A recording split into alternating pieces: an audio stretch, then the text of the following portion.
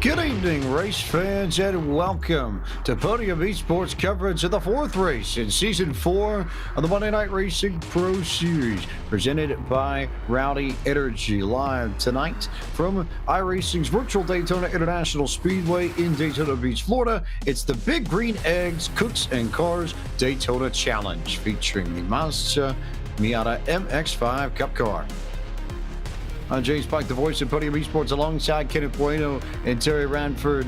And Kenneth, if you have not watched this combination in real life, it's our first road course race of the season, but more importantly, I think, if you've not gone back and seen what IMSA did here in January over the course of the Rolex 24 weekend, two incredible races, John Heinenthal absolutely lost his mind when they went four wide across the line to finish.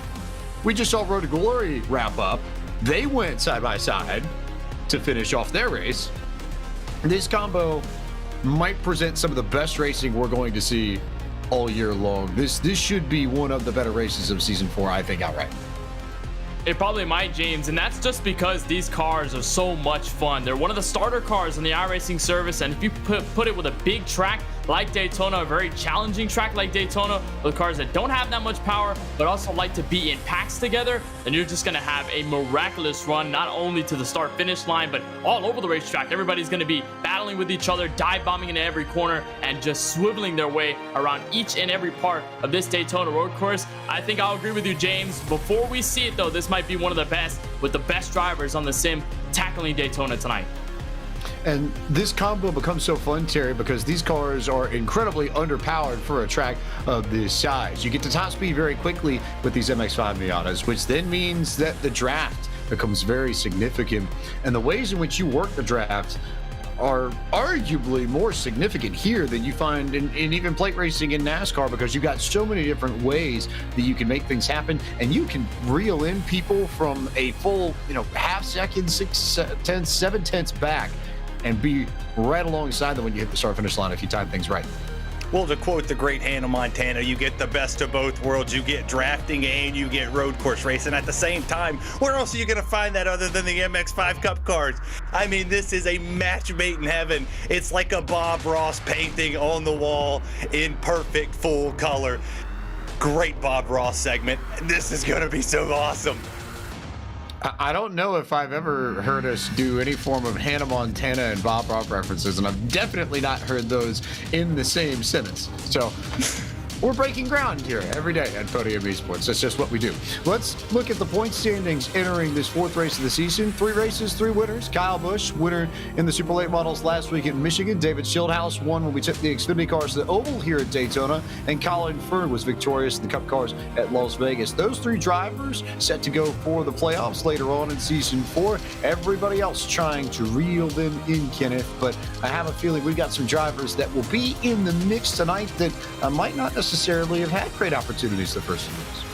And there's probably going to be names here, James, that you don't see right now in the top 20 in point standings. That's just how different this track and this race is going to be overall. When we say get to set here for 80 minutes from Daytona, there are going to be a lot of spoilers. A lot of road course veterans are going to be here. A lot of drivers that maybe we haven't seen get successful, be in the spotlight, probably could find their way here with the way the draft is and the way this parity can work out here from Daytona. So don't be shocked if there's a new name up there in the top 10 by the time we're done tonight. It's our one road course race here in the regular season. We'll go dirt racing next week in Knoxville, Iowa. The trucks will take the next gens to Phoenix. We'll go back to Michigan with the 1987 cars, and then we'll round out our pre-Christmas slate of Season 4 with the Xfinity Series cars at Chicagoland before the All-Star race, which will be determined by the Rowdy Energy fan vote in between Christmas and New Year. So a few good races coming up in the schedule, but for now, let's go take a look at where we are in the world, courtesy of our friends at Google Earth, and show you what the road course here at Daytona International Speedway looks like. Terry? Yeah, what a beautiful road course that we have. We saw Daytona a couple weeks ago, but looking here at this 12-turn speedway, 3.56 miles. It's one of the best road courses you're ever going to see. We see the Rolex 24 happen here, but it was opened in 1959, 3.56 miles, as we said, 12 turns, and the fastest lap here was 1 minute 34 seconds, or 0.504. By Mr. Nazar from the IMSA DPI in 2019. So this track just continues to get fast as it ages. Felipe Nasser saying that time of the Action Express Cadillac during the 2019 Rolex 24.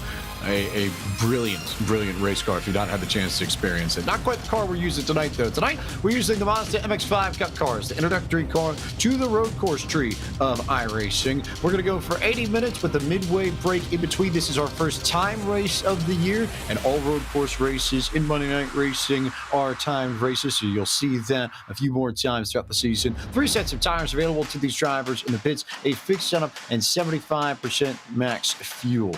Again, trying to wind their way around a 3.56 mile, 5.745 kilometer length road course. We also bring back the 1v1 challenge this evening. Tonight, 2 drivers. You've got the Miata specialists, Brad Perez and Preston Pardis, both drivers who have extensive Spec Miata experience and national championships.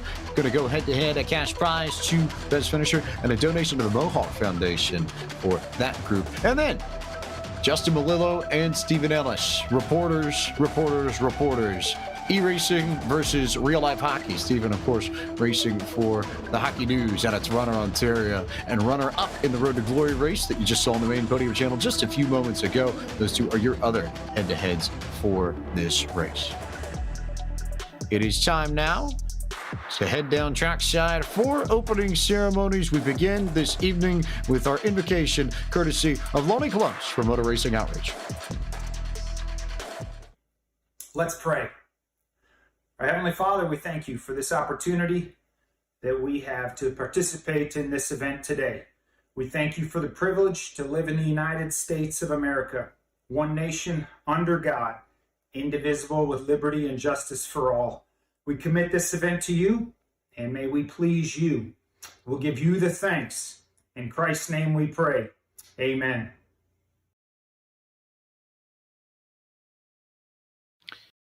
And now, for the national anthem of the United States of America, here's Rebecca Kimmery with the Star Spangled Banner. Oh, say, can you see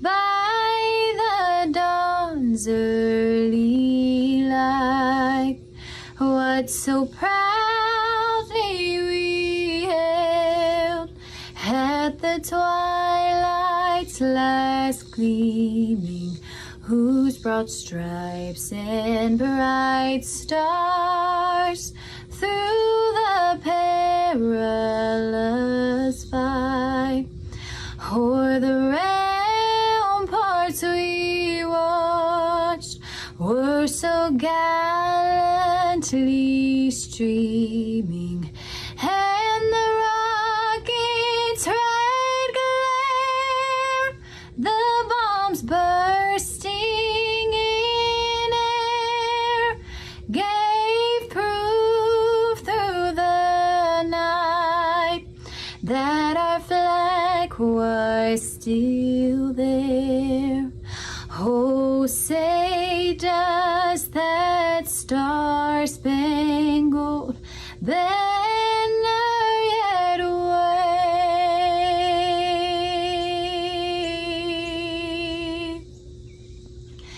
o'er the land of the free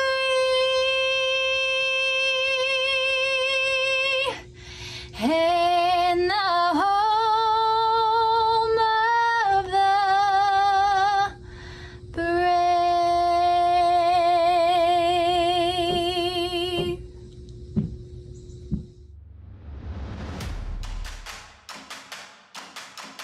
A tremendous thank you to Rebecca Kimmery for her performance of the national anthem of the United States of America. Here's a quick look at the weather at our virtual Daytona International Speedway. The instant time is November 22nd, 2021. Today, just a little bit earlier on the clock, right after 5 p.m. local time instant. Air temp 78 degrees Fahrenheit, track temp 79 degrees Fahrenheit, wind speed, or winds rather, headed to the north 3 miles an hour. So not particularly wild. The biggest thing here, total lack of humidity for Daytona of all places. Kenneth, you being a Florida man yourself, 18% humidity for this place. I know it's not necessarily the summer and it's maybe not quite as humid, but we are, within miles of the beach. You'd think there'd be a little bit more moisture in the air. Yeah, I think I'm surprised as well, James, to see the lack of humidity here and just how kind of cool it is over the Daytona International Speedway. It is still relatively warm around late November compared to a lot of other places that we can visit in sim and in the real world, but for Florida, this is relatively cool. And tonight, I think these drivers are definitely going to have a good route with that, just because the sun is setting, the sky is dimming, and we're going to have the lights turned on here at Daytona International Speedway, which means the track temperature will just continue to cool over the night time. I mean, some extra grip with these Mazda Miatas, and you bring underpowered cars with a lot of grip in the tires, that is a perfect formula for success. Very likely that we are going to see track temps dip just a little bit as you get a good look at the final warm-up session before we go green flag racing. But yes, we start here in twilight, and you're going to see the sun set just behind the turn 1 grandstands. We should be in full darkness by the time this race ends. Maybe not a huge surprise to see some fast times coming from some of the more road course oriented aces that will walk you through the grid in multiple ways. Here's David Schildhouse out of Charlotte, North Carolina, hanging out, driving a few laps, just trying to get a feel for this and trying to go cover both Daytona races here, Terry. This is the last time we'll visit Daytona in season 4. He won on the oval. Can he do it again on the road course? Yeah, I mean, they're the same, but they're also different. I mean, we talked about at the start of the show where you get the best of the both worlds. You're going to get the road course ringers in the infield section here. You're going to get a lot of the people who are good at the drafting perspective. Like you see, we ride on board with Dale Earnhardt Jr., the Pied Piper of Daytona. Well, now he has to do both. You know, he can see the wind. He knows where the air is going to be. He knows where the move is going to happen. But can he make it through the infield section here to get back to the draft portion, to get that number 8 filter time Mazda back to the front? Work to do for Junior and for everyone else in this Monday Night Racing Pro Series presented by Rowdy Energy Field as time begins to wind down here. Not too long before we get set to go green flag racing. Kenneth, you're the local here. Anything that we should know about Daytona that we might not necessarily know if we're not familiar with the racetrack or don't get the chance to go to it as often as you do? Well, I don't necessarily go to Daytona. I think if we were at Homestead, then I think I would be the know-it-all about it. But Daytona, I have been to the place before a couple of times. It is a gorgeous track overall, and at least along with the Rolex 24 that they do over here every single year, I mean, they hold so many events, whether it goes from Supercross to NASCAR to anything across the spectrum. You're down to see some racing, no matter what it is, here from Daytona. But with the MX-5's, I mean, it's been a while since we've seen the combination get put in, and these drivers don't race in January, at least in the sim. They're racing in November, so we'll see what happens, but drivers are ready to get on the grid very soon. Before we go to the grid, let's rock and roll into tonight's Big Green Egg Cooks and Cars Daytona Challenge. For the most famous words in motorsports, here's Rowdy Energy Ambassador and touring guitarist, Axe Williams.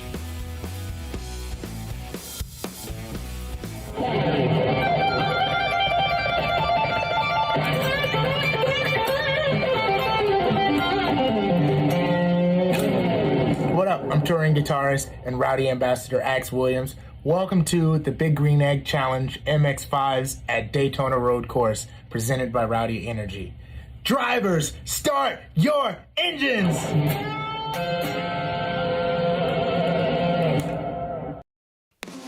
We are officially alive and amplified and ready to go. And it is Stephen Wilson who wins tonight's Beef Jerky Unlimited Pole Award with the fast time at 2:10.198 to take the top spot on our Bryant Shock Technology starting grid ahead of Will Rogers, who will roll off from second. Josh Balicki begins tonight from the third spot. Fourth on the grid is DJ Cummings. Anders Krone makes his return to M&R competition. He'll start fifth this evening. Gabe Wood was victorious at Homestead, Miami last season of the road course. He's sixth. Preston Pardis and Brad Perez, the two men going in one of our head-to-heads, starting 7th and 8th. Ryan Vargas and Connor Daly making his season debut, complete the top 10.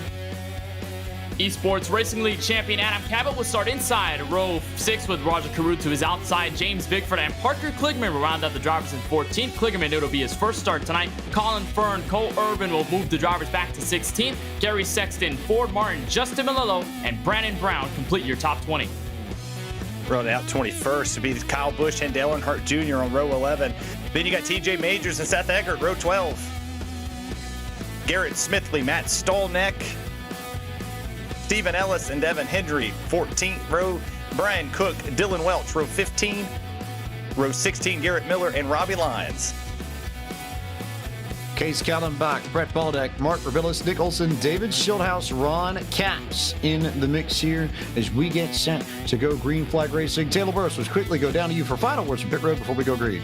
Well, it's good to be at my home track here at Daytona International Speedway. The one thing we're going to talk about briefly is Nick Olson, who won in the Road to Glory series that just wrapped up a few moments ago. He had the opportunity to come and race in the Pro Series. A lot is on the line for this driver. Keep an eye on him to see how he will be able to work his way up through the field, but drivers will have to utilize the drafting and be very cautious, especially entering turn 1 and through the bus stop. We saw a lot of that in the Road to Glory race just a few moments ago, but Nick Olson, first driver from Road to Glory to win his way into a Pro Series event. We'll see that in a few more cases throughout the regular season, but that's part of the perks of being part of the Road to Glory. In some cases and in some races, you win there, you'll get the opportunity to run with the Pro Series. You'll start at the back of the field, but plenty of work to be done for Nick Olson, and we'll see whether or not he can get his Mazda MX-5 Miata up to the front over the course of this 80-minute race. Not terribly far away from our Big Green Egg green flag in this Big Green Egg Cooks and Cars Daytona Challenge for the road course at Daytona International Speedway. Also worth noting that our Fox Sports app in-race reporter for the evening is Stephen Ellis, who we'll talk to now. Stephen, you had a great finish there in the Road to Glory race. What'd you learn of that you'll be able to apply to the Pro Series event?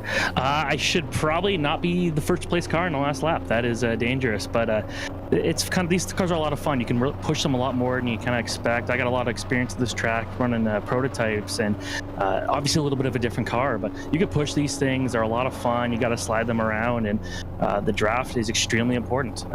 Just being in a straight line, you're able to catch the leaders late in that one run, and it almost worked out before the caution. So the draft's extremely important. Did that surprise you how much Nick got a run on you coming to the line in that race? And I assume you're going to have that filed away for later on in this race? My spotter kept telling me to let him pass so that I could try to do the exact what he did to me on the final turn. So I was being a bit stubborn there. So I knew that I had to be about 6-7 to have a shot there at the win, and it was not enough, unfortunately. Not quite, but also appreciation there for the Hockey News flag. That's a nice little touch there. No shocker. But Stephen, thanks as always for taking the time to chat with us. Best of luck, and hopefully we'll be talking to you a little bit later. Absolutely. Thanks, guys. We'll let Stephen Ellis go get locked in. 20 seconds. It's a standing start for this Big Green Egg Cooks and Cars Daytona Challenge here at Daytona International Speedway. Not the rolling starts that we traditionally see in IMSA competition, but the green flag is out. The Big Green Egg flag comes across the field, and we are underway with the Big Green Egg Cooks and Cars Daytona Challenge from Daytona International Speedway as Stephen Wilson gets a good jump, and Will Rogers and DJ Cummings and company will give chase as they enter turn 1 for the first time. And for turn 1, go straight for the little right-left before they get to the International Horseshoe, and a lot cleaner, James. Apart from the Road to Glory race, saw a bit of contact on the opening lap, opening turn, but this time, everybody being a little bit calm here on the opening corners. Here's Will Rogers inside DJ Cummings for second. A lot of guys side by side for position, but the leaders get settled early. Last time we raced the MX-5 Cup cars was in June. We went to Lime Rock Park. It was our first race with these cars in MNR competition, and maybe not a huge surprise that two of the names that factored into that race very heavily, Stephen Wilson and Will Rogers, are up near the front of this field already. DJ Cummings showing some strength as well. Anders Krohn has a background in open wheel racing, plenty of road course experience. So again, a lot of drivers here that have plenty of road racing backgrounds all up towards the front. If anything, it may be a Josh Balicki or Gabe Wood that are the first drivers with more predominantly oval experience, Terry, that are running near the front of this field. Well, I mean, you always look for your road course ringers, and in this case right here, you got to look for your oval ringers. It's going to be an interesting show. You see the leader right there. He went down. He was running below the yellow line. You're going to have to find speed in places that the oval guys aren't necessarily going to look. You saw our road course guys, there's contact on the back straightaway going to the bus stop. They're looking for something different. They're going to cut as much as they can to cut a little speed off and try to run away and break this draft. a gap, at least for now, for Steven Wilson, but we heard it in pre-race. We heard it from Stephen Ellis. That draft is so significant. Watch this lead come down as they come through NASCAR 3 and 4 and work their way back towards the start-finish line between Stephen Wilson and Anders Krohn. Here's Krohn with the gigantic run, and it was 5 tenths, 4 tenths, 3 tenths, 2 tenths, 1 tenth, and now he's door-to-door with Stephen Wilson and Anders Krohn door together for the race lead. And oh, by the way, 3 wide for third. Just conveniently, Kenneth. And they were going into the draft as well. You mentioned second getting there as the 25 of Wilson almost about got turned. He was able to keep it straight. That was Will Rogers who sent the nose into the first corner. But you saw just how quickly Anders Krohn was able to catch up to Stefan Wilson. And then even as they were 3 wide, James, they were still able to catch up to the top 2. And now they're all clustered in. But it's a big mess around the International Horseshoe. One car goes around. I believe it's Adam Cabot. Multiple others get collected. And a lot of damage here, James, early on for many, but for the drivers, at least within the top 5, they got away just barely. We might get a replay from that a little bit later. James Bickford is the first one that I saw go around. Meanwhile, more trouble here as Stephen Wilson goes sideways on the West Horseshoe, and it's now all Anders Krohn and Will Rogers. So 2 incidents in this lap that we have to worry about before we even make it back to NASCAR 1, Terry. Oh, man, that was crazy. I mean, you talk about pack racing on a road course. It's completely insane, and these cars are so bunched up together. But look at the free spots that a lot of these newcomers have gained. Parker Kligerman making his first start. He's jumped up to the 13th spot. He's missed a lot of the accidents. I saw Gary Sexton going around at one point in time. But look at the draft that Ford Martin just got there. Everybody's dipping and diving around Parker Kligerman because he's got front-end damage on that machine. Parker Kligerman with a tremendous amount of front-end damage. Trouble for the driver out of Westport, Connecticut. For all the folks at Henderson in the NASCAR Camping World Truck Series, and the reporter, of course, at NBC Sports. But for now, look at this train of cars. Look at that battle for the 3rd spot. Gabe Wood, Preston Pardus, Josh Bilicki, Ryan Vargas. Pardus, you may recognize the police-themed livery that he's got on his Miata. Remember that in the opening race of the season in January for the Idemitsu Mazda MX-5 Cup that runs as part of the IMSA support classes that run alongside the WeatherTech Sports Car Championship, he was in this very spot trying to defend drivers that were going 3 wide behind him like this. He led the final lap at the white flag and then got passed by about 8 different cars to turn 4, didn't even finish in the top 5. You know, Kenneth Bueno, that he would love to redeem himself and get the victory here tonight. And of course, in Sam, it would be great to get a win amongst all this competition as he gets pretty much buried right now between his competition that all of them are getting by. And that's the thing that Stephen Ellis pointed out, and you've also mentioned at the top of the show, James, just how strong the draft is. You could be the first car on the last lap out of the final corner NASCAR 4, but with the draft and the guys that coop up behind you, then you kind of have no chance but to just brace for impact. And most of the time, 9 times out of 10, they're able to get by you and you have nothing to do but just hold on and maybe try and get some positions back. So at that point, Pardus maybe would not want to be in the catbird seat, much like a lot of other people would, as he continues to battle within this group. He would much likely rather be the driver behind the group so that he can make the move and get the last lap. Plenty of notes from pit road over those opening chaotic few laps. Taylor Burris, what do you have for us?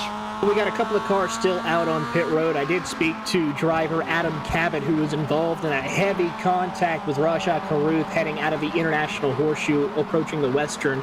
He says that the car has some severe damage, but hopefully with the competition caution that's happening in the halfway point, he will be able to get that needed and handled to be able to rejoin the race and get back out there to compete. He's still getting a tow right now, but we'll see what will happen. A couple more cars have also just entered pit road. The 29 of James Bickford still getting a tow, along with the 44 of Rajah Caruth, who now just exits off of pit road. Ryan Vargas got a shot and a half. I couldn't totally tell who that was from, but just got completely rear-ended. I think that might have been Gabe Wood, his good friend from JD Motor Esports, that might have gotten into him there, as Wood's going to give the position back, and now he's got front-end damage to his Mazda Miata MX-5, and now is slow on pace and is going to get passed here by Colin Fern and Connor Daly. Meanwhile, casual free ride for the race lead once again as Pardus, Krohn, and Rogers go at it near the start-finish line. Yeah, and Preston Pardis, he's turned the sirens on. He's actually, I mean, he's about to pull people over. That police car's looking mighty fantastic out there. But this is just amazing to see. You see them locking the brakes up. They're shooting it down in the corner, trying to be aggressive because track position matters here. We saw Wilson hold the lead. He jumped back to the third place spot, got caught up in an incident. So for all of these drivers, it's gonna have to be get up front, stay up front, and block at all costs. The battle for the lead just is not going to stop. These are three of the best road course races you're going to find in the Mazdas. I can't wait. I've got chills. Do you now? Do you have a few chills? No shocker there, right? As you look here at this battle for the race lead, Krone and Pardis and Rogers. Also worth noting that Pardis' ride came with Hickson Motorsports, put together that fantastic autism awareness livery for Celine Raw, and it was in the championship hunt in the real-life MX-5 Cup for a good long while. Here's a look at Justin Malillo at a Port Jefferson Station, New York, with a little bit of Rowdy branding on his head and in his background, and pretty much everywhere there. You know what? Not surprising. I think, James, that Malillo has been rocking the Rowdy colors. I mean, even from the first race here at Daytona on the oval, he was sipping a Rowdy energy while in the midst of the pack. I don't think we can really say that for many sim racers out on the service, as Will Rogers gives a shove here to Preston Pardis, which will be for the race lead. But Malillo, just like you mentioned, James, in a battle with Stephen Ellis in the 1v1 challenge. So we'll keep an eye on him and Ellis over the course of the night and see which one gets victorious. We saw a great battle in the 1v1 challenge last week at the Michigan International Speedway. So with the way these cars handle, with the way these cars race, especially in a pack and how big things can change, you got to keep an eye on that battle and see exactly how the 1v1 challenge is doing and just how they're able to adapt over the course of the race.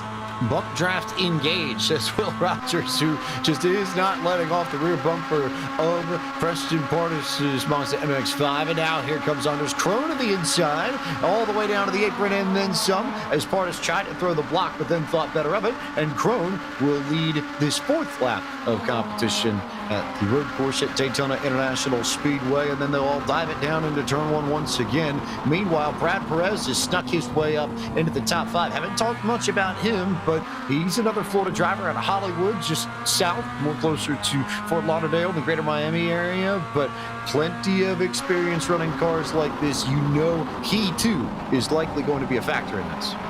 Yeah, and what yellow line. You see these drivers go below it. This isn't NASCAR where you have to go above the yellow line. There's no out of bounds here. You can go anywhere you want except for the grass.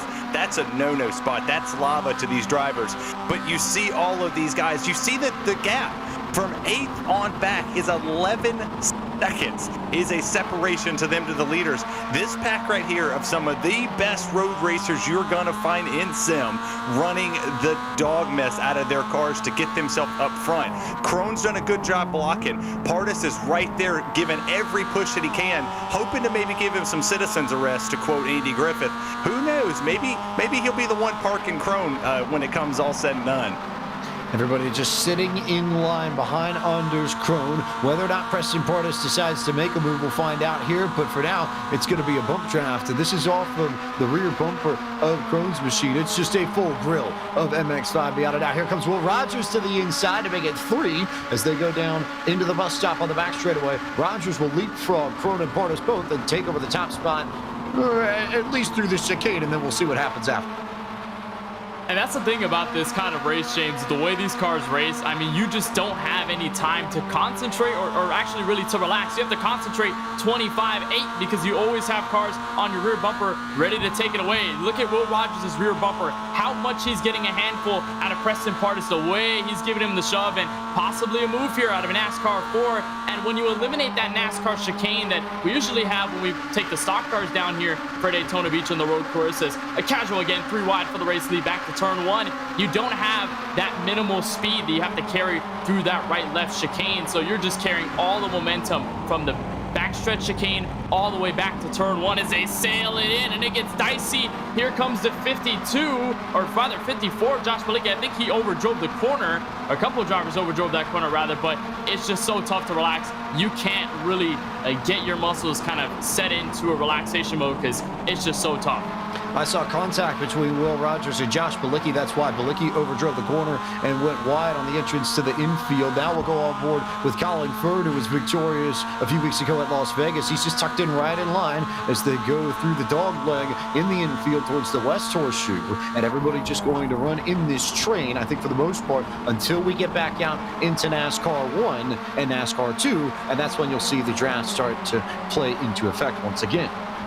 Yeah, and I spoke to a couple drivers coming into this race, and they said survive. That's the only thing they're really looking forward to do, is survive the infield of this track, because when you do get back on NASCAR track or the NASCAR surface, going through 1 and 2 and back around to 3 and 4, you have an opportunity to kind of play around with what you do. You can pick the lines. You could go below the yellow. You can go to the wall. As much space as you have around here, there's a lot of opportunities. We're riding on board right here with last week's winner, Kyle Busch. He's playing the strategy game of just sit back and let them wreck one another, because they're running up in that pack as there's a battle for the lead. But you see Kyle just chilling. He has nothing to do. He's just sitting back here in 33rd position, having a good old time. Everybody just sort of minding their P's and Q's. And there's another important point there, because to the point that you just made, Terry, we do have a halfway break. So, you know, you can run up in the front here and, you know, maybe get a feel for what it's like to race at the very pointy end of this field and what it might be like to race coming down to the line to potentially win the Big Green Egg Cooks and Cars Daytona Challenge. But this field will be bunched back up together again at least once. So if anything, this is more of a notebook filling session for these drivers at the front to learn how the drivers around them race each other, how these cars handle themselves in the draft, and how you want to position yourself, especially on the exit of the bus stop, to make sure that you can get the run you need to win coming through NASCAR 3 and 4 and back down to the tri-oval and the start-finish line, Kenna. Yeah, that's going to be paramount in the second half of this race. And I mentioned it at Lime Rock the last time we brought the MX-5's to action here on Monday Night Racing presented by Rowdy Energy, is that there's also going to be a lot of drivers near the rear of the field that maybe aren't having the greatest nights or maybe are just hanging in the back by design. They don't want to be up here 3-4 wide battling for the lead, because they don't want to risk their cars getting totaled like we saw at the International Horseshoe not too long ago in this race. So maybe that halfway break could pretty much serve as that blessing for the drivers that are hanging near the rear to kind of push the envelope there in the second half of the race and keep themselves conservative and keep that car clean, most importantly, because they don't want to use that fast repair early on in tonight's event. Dale Earnhardt Jr. is going road racing, and very conveniently has just sort of slowly crept his way up through this field, now up into the top 10 for the first time after starting all the way back in 22nd. But we've had some movements and some shakers as there's a wreck in the front of the field. Anders Krohn goes around after contact with Will Rogers. That was right in the middle of NASCAR 1. I saw it just out of the corner of my eye. We'll see if we get a replay of that momentarily, but they just bounced off of each other, and this is the kind of wreck that we saw in a few instances in the Road to Glory race. This is the kind of incident you really have to worry about, because wrecking in the middle of NASCAR turns, that's where you tend to get your big stack ups. That's where you tend to get multiple cars involved. And I would say, Kenneth, we're lucky that it was just Anders Krohn that was caught up in this. Yeah, but unfortunately for Krohn, I think on the unlucky side of things is that he most likely will have to go down pit road and maybe get the fast repair. As you saw there, is Will Rogers just tried to force it inside. It was bare contact, and obviously there could have been a lot more drivers involved based on the packs that they're running in throughout most of the field. But for Andres there, I mean, he just tried to shut the door, looked a little bit too late, and then Rogers just had no other choice but to stay there and couldn't move down to the apron. That's exactly what caused Anders Krohn to go straight around. And Krohn, much like a lot of others like Will Rogers, Preston Pardis, and many others as well, they were contenders at the Lime Rock race with the MX-5's last season, and they suffered a lot of the same fate. They got wrecked out, and they had no other choice but to either tow it or to just run with a severely damaged car for the rest of the event on the back foot. So unfortunately for Krohn, he's going to have to suffer with the damage for now. We'll see if he gets some help along the way to maybe get back to the front. So Krohn likely will need to use a fast repair here at some stage, and more importantly, will lose the track position. I think that's the most notable piece of all of this as we get a good look off of the rear deck lid of David Schulthouse, who is currently the hardest charger in tonight's race. Schulthouse currently scored in 11th after starting 37th, so nearly up 30 spots in this field is the driver who's bounced around a little bit, originally from Ohio and then moved out to the Phoenix and Scottsdale area for a few years and is now in Charlotte representing Kligerman Sport and doing them proud, doing them well. He's got Bossman in this race as well. Parker is running in the 27th position and just sort of hanging out, I think, for the moment, waiting for things to shuffle about before he makes his move. Meanwhile, back towards the front, here's a good look at Justin Melillo, riding in the 16th position just behind Garrett Smithley, DJ Cummings, Matt Stoning, and Ford Morton. A good little quintet here that's fighting for 12th through, I believe, 16th. You don't sleep now. I'm looking at the lap times, and Dale Earnhardt Jr. just set his fastest lap of the race, and he did it in phenomenal fashion. I mean, we've only completed 7 laps, but he ran a 2:10.75, which was amazing. He's starting to learn what he's doing here, and now he's picking up momentum. He's raced the 24 here with his dad. He raced it a couple more times in the sim. I've seen him do a lot of these road races, but the battle for this lead right here, they haven't quit. They have been on each other this entire time. We saw the tandem start to work with Rogers and Pardis, but now add Balicki to this mix. They're going to jump past him, put the 24 and the 42 1 and 2 this evening. At least for the moment. Question is whether or not Pardis is going to get into Rogers the same way that Rogers did, as that was a big-time send from Colin Fern just behind him. You see it just off the corner of your screen. Fern got into, I believe, might have been Josh Balicki. I couldn't quite tell. Let's go back and get a replay, but it was indeed Josh Balicki. He just got Balicki on corner exit, drove it in way deep, and in the meantime also caught another car trying to get itself sorted. Connor Daly was the other one that got clipped. Here's the onboard from Colin Fern, and you'll see this all play out just off the roof of his Miata, Kenneth.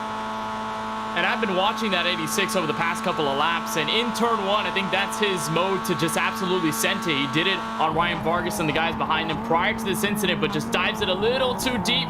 Gets into Balicki. Balicki gets turned around. Fern is able to clear. And then as Balicki comes back down the track, Connor Daly just has nowhere to go. He gets tagged. His car goes for a quick 180. And then they're mostly able to get away without any sort of damage. But much like the incident with Stefan Wilson, James, it's another case of lost track position. Here's a look from Connor Daly, running up at the front of the field, and it changes in a matter of moments. Nothing that Connor Daly could have done. He was just trying to sneak past Balicki and just got clipped at the end of that, so he too loses the track position. For more stories from pit road, let's go down to Taylor Burris. Taylor. Talked to a little bit of a couple of drivers, as we saw with Gabe Wood, who was involved in an early incident. He was been able to make steady progress after that contact since he was so close to pit road. One driver, though, who's been on the move, of course, is Ryan Vargas, who feels very confident, always enjoys driving these race cars at any road course. And then, of course, we cannot forget one of our biggest movers, David Shieldhouse. He is excited as he's going toe-to-toe with one of the greatest that's ever raced at Daytona, Dale Earnhardt Jr. Maybe not quite in the car that he expected to be racing with Dale Earnhardt Jr. at Daytona, but it works. As we remind you that tonight's broadcast of Monday Night Racing is brought to you by Big Green Egg, the world's largest producer and international distributor of the highest quality ceramic Commodore-style charcoal grills. They spent over 40 years mastering the best, most versatile, fuel-efficient, and easy-to-use Commodore-style grills across the globe. With an Egg, there's no need for a separate grill, smoker, pizza oven, or rotisserie device, because the Egg does all of this and more to perfection. For more information, you can visit their website at biggreenegg.com. Big Green Egg, the ultimate cooking experience and proud partner of tonight's Big Green Egg Cooks and Cars Daytona Challenge from iRacing's virtual Daytona International Speedway. Another look here at Earnhardt, who's just behind Stefan Wilson, who has the damage from the impact that he made over in 1 and 2 after the contact with Will Rogers. Meanwhile, back towards Kyle Busch's land, and where he is in this field, you've got Adam Cabot, James Pickford, Brandon Brown, Garrett Miller, all racing near last week's race winner. Oh, man. Kyle got right up on the back bumper. They were trying to pull the tandem going down the back straightaway, heading into the bus stop right there. Kyle got him a little bit squirrely, but he was able to say it. But we were just on board right there with Junior to Stefan Wilson. I'm very impressed with what Stefan's been able to do with his lap times. He's been running 2:11.0s. That is consistent. He is faster than at least 4 drivers in front of him right at this moment. So the fact that he's right there contending with the damage on his front end is just phenomenal. The driver of the 25, when he gets this break to come down pit lane, that faster pair, look for him to be a contender at the end of this race. Meanwhile, an update from race control. Brad Perez has received a pass-through penalty down pit road for connection issues. He's been blinking throughout the opening 20 minutes of this race, and race control has finally deemed it enough of a threat to the drivers around that car that we will see Perez come down pit road for service. Meanwhile, back at the front, yet again, Preston Pardus using the high side to take the race lead with help from Colin Fern, who may decide to stay behind Preston or will duck to the inside and try and take the lead at the stripe. And Fern, of course, a winner earlier this season, beat Kyle Busch to the line, James, at the Las Vegas Motor Speedway with the NASCAR Cup cars. But it seems as though Fern has a really good handle of these Mazda MX-5 as he dives it deep to turn one, and he's going to take the race lead. Potential help here from Ryan Vargas, who may move to second as they reach for the International Horseshoe. But Fern, I think, doing an impressive job, started 15th, and I know he was involved in an incident there, hitting Josh Balicki for a moment, just trying to absolutely get the most out of these Miata brakes. But, I mean, Fern's just worked his way through the field from 15th. I mean, after a standing start, you'd expect him to kind of wander around top 15, top 10, but I mean, he's been able to find his way through the draft, pick the right people, and just send it, and now he's in the lead momentarily. Also worth noting here that the four that are up at the front are the four who haven't gotten involved, at least significantly, in some sort of incident. We know that Will Rogers got into Anders Chrome, but he was able to keep it straight. But these four haven't really slowed down all that much, as we get a good look here at Nick Olson, winner of the Road to Glory race that you saw on the main Podium eSports Twitch channel just a few moments ago.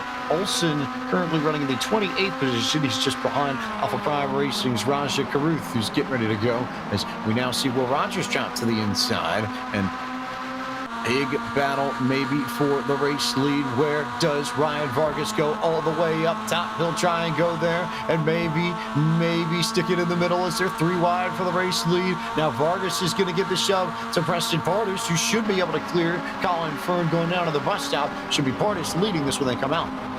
Man, how much crazier are we going to see here? We're only 24 minutes into this race, but goodness, this is absolutely insane. The amount of car control the top four has had, let alone the rest of the field who's been mired in traffic for the duration of this race.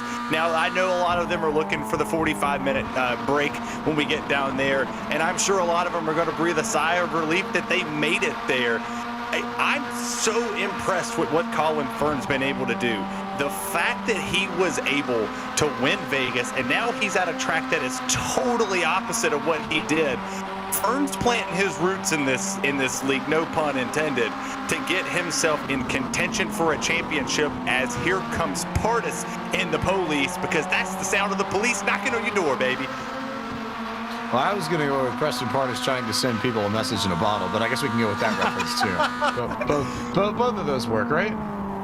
Yes. I would say his message in a bottle to the field is that if you want this lead, you can come get it off of my hands, and you can come beat me to the corner. Right now, they're a little bit too preoccupied trying to figure out who won second, because I see Will Rogers just trying to peek around Colin Fern and figure out whether or not he wants to go high, whether or not he wants to go low, whether or not Colin Fern just about overdrives corner entry and gets into the back of Preston Pardus the same way he did Josh Balicki a few moments prior. Everybody all over the place at MX-5 Cup Series racing at Daytona. Should we be all that surprised, Kenneth Boydo? No, I don't think you should be surprised at all. And I know you've got real experience watching these cars. I know you went to Road Atlanta a couple of weeks ago, so you know just how these guys get to boogieing with these Mazda MX-5 cars. But, I mean, I'm not surprised at all that we're seeing continuous pack racing over and over and over again, whether it's through the draft, whether it's through the dive bombs in either corner. I'm not surprised to see it whatsoever. But what I am surprised to see here, James, is just how little the tires are wearing. I'm watching a lot of these dives, a lot of these sends into very hard braking corners and flat corners, mind you, that should, in most cases with many other cars, rip up the tires. But I don't see at least a lot of sort of performance issues with the rubber. We're seeing a lot of guys just keeping themselves composed, keeping themselves steady, and no matter how hard they push it, the car just seems to respond no matter what. So I'm surprised that these cars have not given up in terms of the rubber. They just continue to pound on here with 54 minutes to go. So your updates just a few moments ago on Junior and Kyle Busch. Junior's got 8th. Kyle Busch currently scored in 30th. So that's where your real-life stars are. Meanwhile, once again, door-to-door, P2. This time it's Colin Fern has got it. And will Fern go deep into the corner the way he did a few laps ago? This time he'll go wide and try and sail it off on the high side to keep Will Rogers at bay. But Rogers with that inside lane able to take the spot. Will Rogers up to P2. How many times are we going to say 3 wide, 4 wide, 2 wide for the lead coming across the start-finish line here tonight? It's endless. There's endless possibilities around this famed road course. I feel bad for the cones going in or out of the International Horseshoe because they're tearing those things up. We talked about it too, that they're going to use every inch of the racetrack here this afternoon. They have touched about every blade of grass. Every single cone has been hit. The cone count's probably out of this world. But it's just amazing to see, like Kenneth was talking about, not a lot of fall off with the tires, not a lot of fall off with the aggression picking up. I mean, they just went across the line and they're only 1 second off their fastest lap of the race. And we're almost 30 minutes into this event and they're still driving like they did on lap 1. Good look there at Gary Sexton driving the BOOSTED.BIZ and Battle Beaver Miata this evening. He currently has scored in 26th. Meanwhile, maybe a little bit more strung out than we've seen for the race lead, but we'll see them bounce back and forth again. I'm going to try and find a few battles a little bit further back in the field that might be entertaining to see. Got a good one between DJ Cummings, David Schulthouse, and Garrett Smithley as they conveniently go 3 wide for the race lead once again. Down to 2, down to 1, give it to Colin Fern as they enter the bus stop. But a good battle a little bit further back. Here's Garrett Smithley, who's running in the 13th spot just behind David Schulthouse, DJ Cummings, and Brad Perez, who has pulled his car down to the inside. He just got a 1-lap penalty for his 4th connection warning, and Perez is going to pull up behind the fence. A tough break there for the Miata driver. That also means that by default, Preston Portis will win his 1v1 challenge of the evening. Yeah, it certainly is tough for Brad Perez. And for Brad Perez, I mean, he had tough luck the last time. Just like I mentioned earlier on in the show, when we visited Lime Rock with these MX-5 cars, he was in the lead, he was running well, he gets involved in a wreck, and then his race is kind of over. He's really not able to contend for the win on that front. So unfortunate that tonight it's going to fall into the same category as Preston Portis takes back the race lead. But between 11th and 10th right now, Schildhouse and DJ Cummings, along with Garrett Smithley, it's kind of interesting to see just because Cummings and Schildhouse, James, are the 2 previous winners at Daytona on the oval in NASCAR Xfinity Series competition. So if these 2 can get together as the former Daytona veterans in this series, I guess you could call it, over the past 2 campaigns, they may be on their way to maybe getting a road course win. And at the halfway break, these guys tucked in together in a trio may give a shot to the front of the field in a couple of moments if that happens. Don't forget, you got Matt Stolnick back in there, too, who won the Season 3 opener with the Xfinity Series cars at Daytona. So he's not terribly far away from this battle in the Ashley Kurtz Mortgage's machine. And he's trying to just hang off the rear deck lid of his good buddy Ford Martin, who in turn is trying to run down about a, call it a 2-second gap to Garrett Smithley and the battle pack that we've been focusing on for the last few laps between Smithley and Cummings and Schildhouse. Yeah, 2 seconds here really isn't nothing, James. It's a slip of a corner. It's the wrong spot for a tire to be. They could jump the curb, touch the grass, get a little bit loose inside one of the hairpins down here. There's not a whole lot of things that are going on, but I would say that if I'm one of these drivers, you got 5 minutes to go until we reach the halfway point of this race and we get the break. I think it's time to kind of just settle out. Just settle in, have fun, plant your roots in, do what you got to do. Don't make any bold moves just yet. I mean, we're ticking down the time. You want to be there at the end. I mean, you got it. You want to fit in where you get in, but you also don't want to put yourself in a bad position. You see Colin Fern right here pushing the back of the Popo, having a good time here. I'm loving this police car. Nixon Motorsports machine there for Preston Portis has been pacing this field and been near the front just as he was in the real-life MX-5 Cup race at Daytona in January to kick off what was a fantastic 2021 campaign. I cannot recommend it enough. If you've not had the chance to go and look at IMSA's archive of the 2021 Mazda MX-5 Cup season, just about every single race was just like this. Door to door, 3 wide, 4 wide, everybody all over the place battling for positions. It genuinely some of the best racing you're going to see in North America. And if you ever get bored, you find yourself wanting to see some racing in the all-season, I would highly recommend starting with these cars because you will be entertained every single time you watch one of their videos. Here's another look at Kyle Busch, currently in 27th. And again, pretty clear strategy, I think, from him. He's just hanging out back, waiting for this midway break to come, Kenneth Bueno, and then we'll start seeing him make his way towards the front. Yeah, I don't think I'll be surprised, James, to see him kind of turn up the intensity here, just as Kyle Busch is very aggressive in the sim. I mean, Michigan last week, if that told you anything, that can tell you that Kyle Busch can work from the middle of the field, hiding in plain sight, to just shooting up to the race lead and having a lot of fun. So, I mean, Kyle Busch, we should expect him to be there, but I mean, that halfway break, again, is just going to be a blessing for these guys, mostly because they're so far back in the main pack, and a lot of these guys don't have that much draft. You see kind of small groups of trios, duos, maybe quartets, but it's far and few in between. So these drivers have much a lack of cars to help them in terms of draft pace. So by the time that they get the halfway break, they're going to be tucked with the rest of the field, so they're going to have as much draft as possible. So that's going to help guys like Kyle Busch, like Adam Cabot, like all the guys near the rear of the field. So we'll wait to see when that happens, but for now, they're just settling it out, and they don't want to make any crucial mistakes that could end their race. Inching closer to pit stop, so let's go down to Taylor Burris and pit road and see if we've got any more news as we approach the halfway break. Taylor. No major incidents on pit road yet. A lot of drivers have still decided to stay out and wait till that halfway break. But a couple of drivers have been making steady progress. He finished P2 in the Road to Glory race, Steven Ellis. He's now in the 15th position after starting in 27th. Unlike his competitor that he lost to, Nick Olsen, he's sitting back in 25th position for the Road to Glory winner and points leader. He is looking to try to see if that midway race break will help him be able to come up with a different strategy. He has the pace. He's running very consistent times with a lot of competitors ahead of him, but due to the fact of that pit stop, he's just too far back to have any major incidents. He's battling right now with Rasha Karu as they enter up onto the high banks. Watch and see how the break pans out for him. In the meantime, I want to step a little bit further back in the field because we've got a new livery for Swervin Cole Irvin of the Oakland Athletics for this race. He's actually in a pretty good battle coming down the front stretch with Robbie Lyons and the Valvoline Miata, but I could be wrong here. I want to make sure I'm right about this, and I'm going to zoom in just to be safe, but I believe we're looking at the Vargas Rammer TM. Heck yeah, that's what I'm talking about. Throw some shade out there, have a lot of fun. Look at the little tango on the side, tango paints. Is that a wolf? I'm pretty sure that's a wolf. And this man right here, he spared no expense on what he was doing here. He's missing his mirror. That's aerodynamic. You see that thing hanging a little bit. He's been having a little too much fun out here. Might want to put him in the bullpen.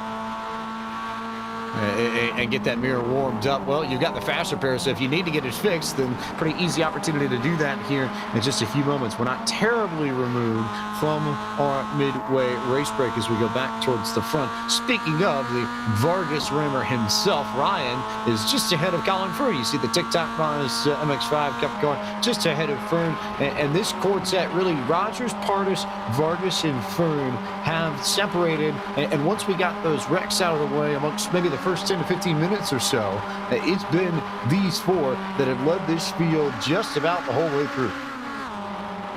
Yeah, you can easily tell, James, that they are the class of the field right now as Pardis again goes for the apron on the front straightaway tri-oval back to turn one, and he will take the lead for just a moment. We'll see if Colin Fern does the absolute send back to turn one. Indeed, he is going to clear, so he's going to give these positions back to the top three and hang back in fourth. But, I mean, again, I don't expect to see these guys kind of lag back by the time we get to the halfway break, because if they turn the aggressivity up in the first section of this race, then they're probably going to do it even further some by the time we get near the end, and they're probably going to continue to put on these moves at higher levels. So, I mean, they've just been really good. They've got either experience in the Miatas or experience in the sim overall, and they've done just a great job to keep themselves tucked in the top four and just carrying this race into its rhythm. Everybody just grooving, I think, at this point. Just trying to make sure that you make it to the halfway break without needing to use a faster pair. Also, didn't get the chance to hit it a few moments ago, but Stephen Wilson has decided to pull it behind the wall. So he is done, along with Brad Perez, who we mentioned earlier, and Dylan Welch is the third and final driver who's already retired from this Big Green Egg Cooks and Cars Daytona Challenge at iRacing's virtual Daytona International Speedway. Dale Earnhardt Jr. coming down pit road early, so I wonder if he might be making the strategy call to try and beat everybody off of pit road and come in before we get our midway break and get the track position. That's exactly what it looks like he's up to. Meanwhile, Ryan Vargas to the inside of Preston Pardus for the overall race lead, coming down into the bus stop. If he can jump ahead and clear, which is exactly what he's going to do, but Pardus and company will have the draft on Vargas through NASCAR 3 and 4 and back down to the start-finish line. It's like a high-speed chase. It's a game of chicken at over 160 miles an hour through this road course. But something caught my eye a while ago, and I didn't think that it was real. I thought that maybe the world had fooled me. David Schildhouse is up 32 positions in this race to the P5 spot. He has put on an absolute clinic driving through this field. I'm not surprised that the Daytona winner came out here and wants to stake claim that he is the Daytona King. I mean, if he can pull off the win in the start here on the oval, and then he can pull off here, that would be extra boosted. Would be. Meanwhile, leaders came down pit road for service, and here comes a bigger group of leaders. So everybody trying to jump ahead of this midway break and come down pit road for service to try and gain track position. That's the strategy amongst just about all of the top 10 drivers. We'll wait and see whether or not Colin Fern decides to respond this time by. He's the only one that's managed to stay out. But as we wait for his answer to all these pit stops, reminds you that tonight's broadcast of Monday Night Racing is brought to you by BOOSTED.BIZ. Boosted builds a custom platform for your brand to sell your products. They take care of all of the back end, so pay nothing up front and let them handle the rest. And to get started with your online store, visit their website at boosted.biz today. So Colin Fern has stayed out. He is the only driver amongst the top 16 that has not come in for service over the last 2 laps. Everybody else behind him has decided to come in, and we're waiting on everybody else to come back out onto the racetrack. We'll see a few more drivers try and follow suit with Fern. Mark Rebillis has stayed out. Ron Capps has stayed out. Devin Henry also has stayed out on the racetrack as the leaders come and cycle back out onto the pit lane. So you figure we'll see that trio in under our midway break and our yellow flag. But Colin Fern is the big question here. Does he stay out, or does he come in before we get the yellow? I think it's going to be fascinating to see whether he goes down pit road and how he's going to exit, because much like we saw the leaders do, all of them came in just a very large cluster. So if Fern goes down pit road, chances are he's just going to go all by himself, and he's going to leave pit road all by himself, which means he's not going to have draft, which equals that he's not probably going to have as much speed as the drivers second on back, all in a large group trying to coop themselves together here before this halfway break. And indeed, Fern is going to hop on the brakes, binder straight to the cone, and he is on pit road for the first time tonight. Actually may have some luck. That's Nick Olsen exiting. A couple other drivers down pit road as well. Just a handful of drivers left to come in, but biggest answer there, Colin Fern does respond after everyone else he was running with came down pit road the lap prior. The question is, how much time is that going to cost Colin Fern, and who will be the leader when they get back to the stripe? Will it be a Will Rogers? Will it be a Preston Pardus? Will it be a Ryan Vargas? Will it be somebody else that we don't know about? We'll find out here in maybe about 35 to 40 seconds or so. We'll also see where Colin Fern lands when he comes back out of pit road. Currently about 27 seconds through a stop that has landed somewhere between 40 to 45. So still about 15 seconds that he'll have to sit down on pit road for service. Meanwhile, Will Rogers clear of everybody else. He had a great pit stop to get away from Preston Pardus and Ryan Vargas. So Rogers now your net leader if Fern does not win the battle off of pit road, but Fern's rolling. We'll see where Rogers and Fern come out together, or maybe they don't. I mean, this was an absolute perfect strategy if it works out for Colin Fern. You see he's exiting pit road. He's coming around one of the most narrowest pit exits you're going to find in any form of motorsports whatsoever. He's coming. You see the 24 Will Rogers back there. He's going to clear him. He's going to clear him here, but can he get up to speed with enough time going into the corner? He's going to be able to do it, and Colin Fern's going to hold this lead. But this is the first time in this race we've seen major separation between the contenders. Yes, you see the top four all under a blanket with one another catching, but where's everybody else? Everybody else has really started jockeying for position. They've tried to play the strategy. Caps is still on this racetrack, and the biggest shock to me, Schildhouse lost 5 positions on pit road just in that sequence. It's that plus Colin Fern made the overcut work for him. Kenneth, I know you worked with that term a little bit in the Force Dynamics Still Are iRacing Grand Prix World Championship, but that's exactly what Fern did. Waited to be the last one to pit and still managed to maintain the race lead over Will Rogers and company, although granted that gap did shrink a little bit, but Fern's got a really, really strong MX-5 Vienna underneath him tonight. I think I'll just reference Martin Van Loosenoord, all the experiences that he's had with overcutting the entire field, race after race after race, and still getting the lead back. Colin Fern maybe took a page out of MVL's book because he definitely shot up to the front and it's kept himself there.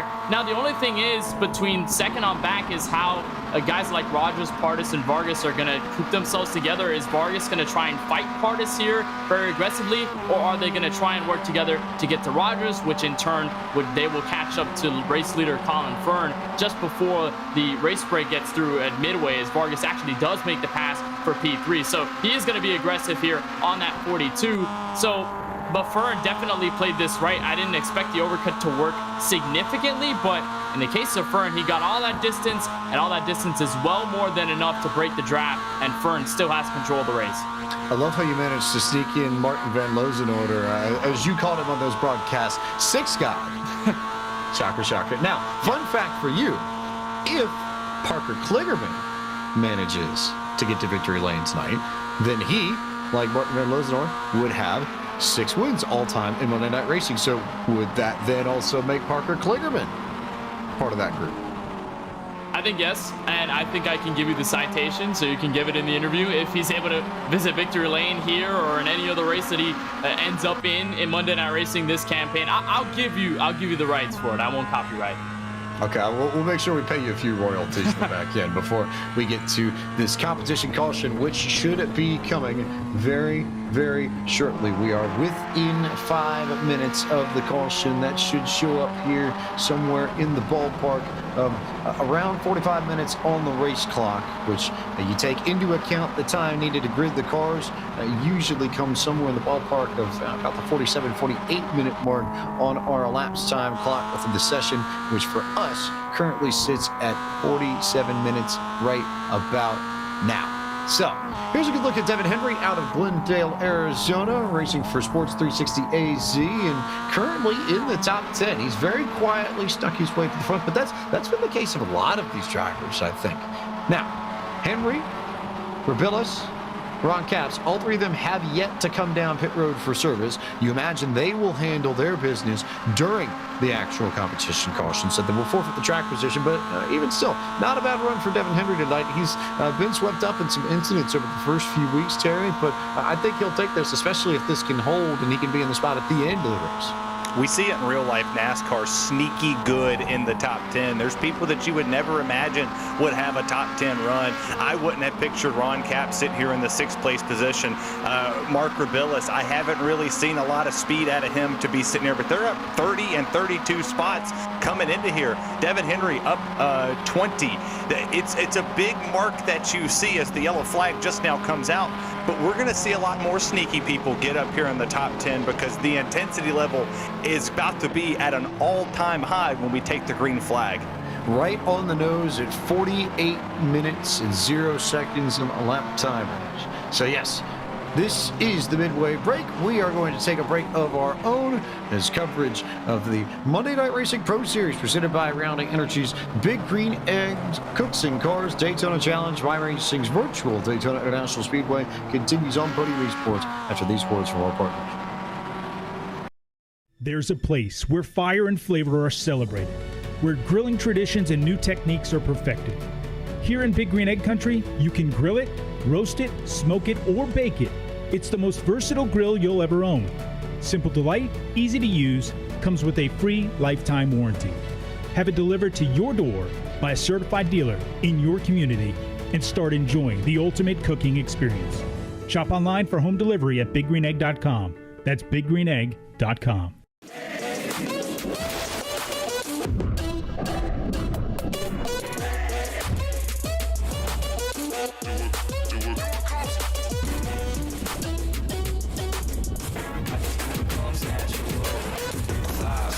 Everything I see, live lives, no apology.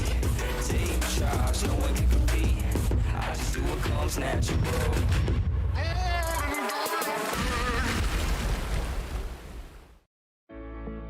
We are an industrial flooring company specializing in custom floors and drains. We don't believe in the one-size-fits-all approach to flooring, and neither should you. When you choose Tufco, we consult with you about your needs, industry requirements, and factor in numerous variables.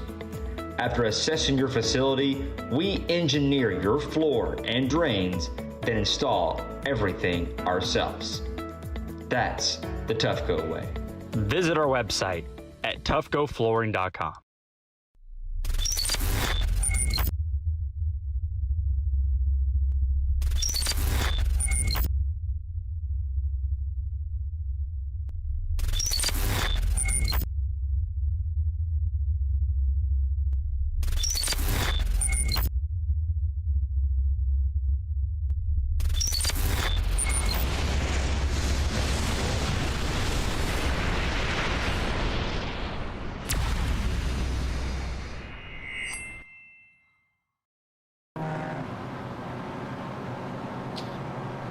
Welcome back to Podium eSports coverage of the Big Green Egg Cooks and Cars Daytona Challenge, live from iRacing's virtual Daytona International Speedway in Daytona Beach, Florida.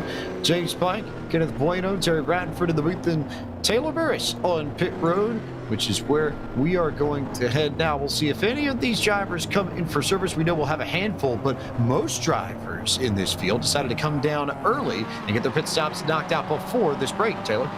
They certainly did, but it looks like it's going to be the 99 of Mark Rabilis that will lead the field down pit road. The 28 of Ron Capps, the 77 of Devin Henry also making to their box. Trouble, though, for Capps. He misses his pick box by a little bit.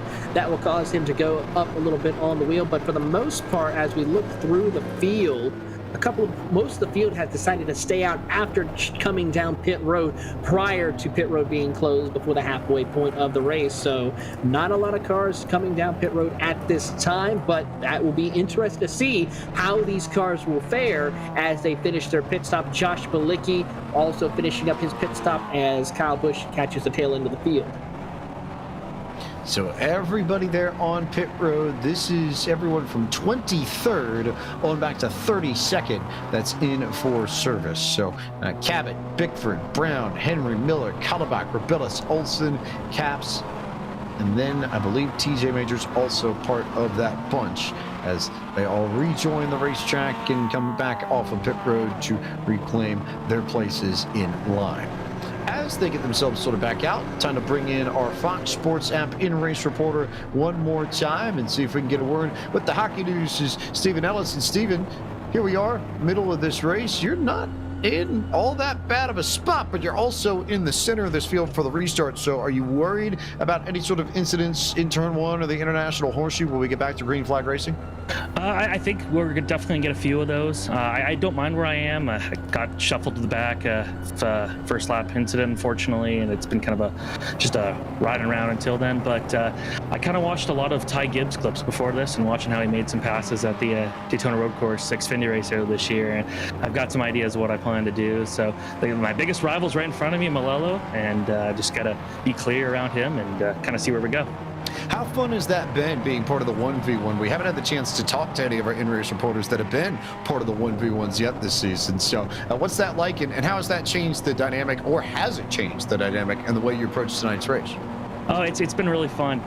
Malolo and I, we go basically since the first race. We've had kind of a rivalry in this series, and he made a shirt of that made my number 46 look bad, but I bought one. And anyways, it's been kind of cool just to race with him. And I'm more of the experienced road course racer, but he's very clean, he's very consistent. You can never count him out on these things. So it's a really cool thing. I'm really glad we're getting it this year. Any predictions for the final half of this race, at least between the two of you? Anything you might want to say to Justin here for all the fans watching at home? Watch out, Mr. Justin Malolo. Those are strong words from a strong man, Stephen Ellis. Thanks so much for chatting with us tonight, and we'll hopefully chat with you a little bit later. Absolutely. Thank you so much, guys. So there's Stephen Ellis, who will line back up, I believe, in the 17th, maybe 15th position now as I look at timing and scoring, just trying to refresh everything. You are due an iRacing Midway race break. We haven't forgotten about that. We're going to turn our attention to that now as these drivers reset timing and scoring as they come across the line, and we get set to go green flag racing, which will be the next time by. So, a friendly reminder, as always, that tonight's broadcast is brought to you by our friends at iRacing, the world's premier online racing game. iRacing puts you in the driver's seat to experience today's newest form of competitive motorsport, virtual racing, all from your home PC.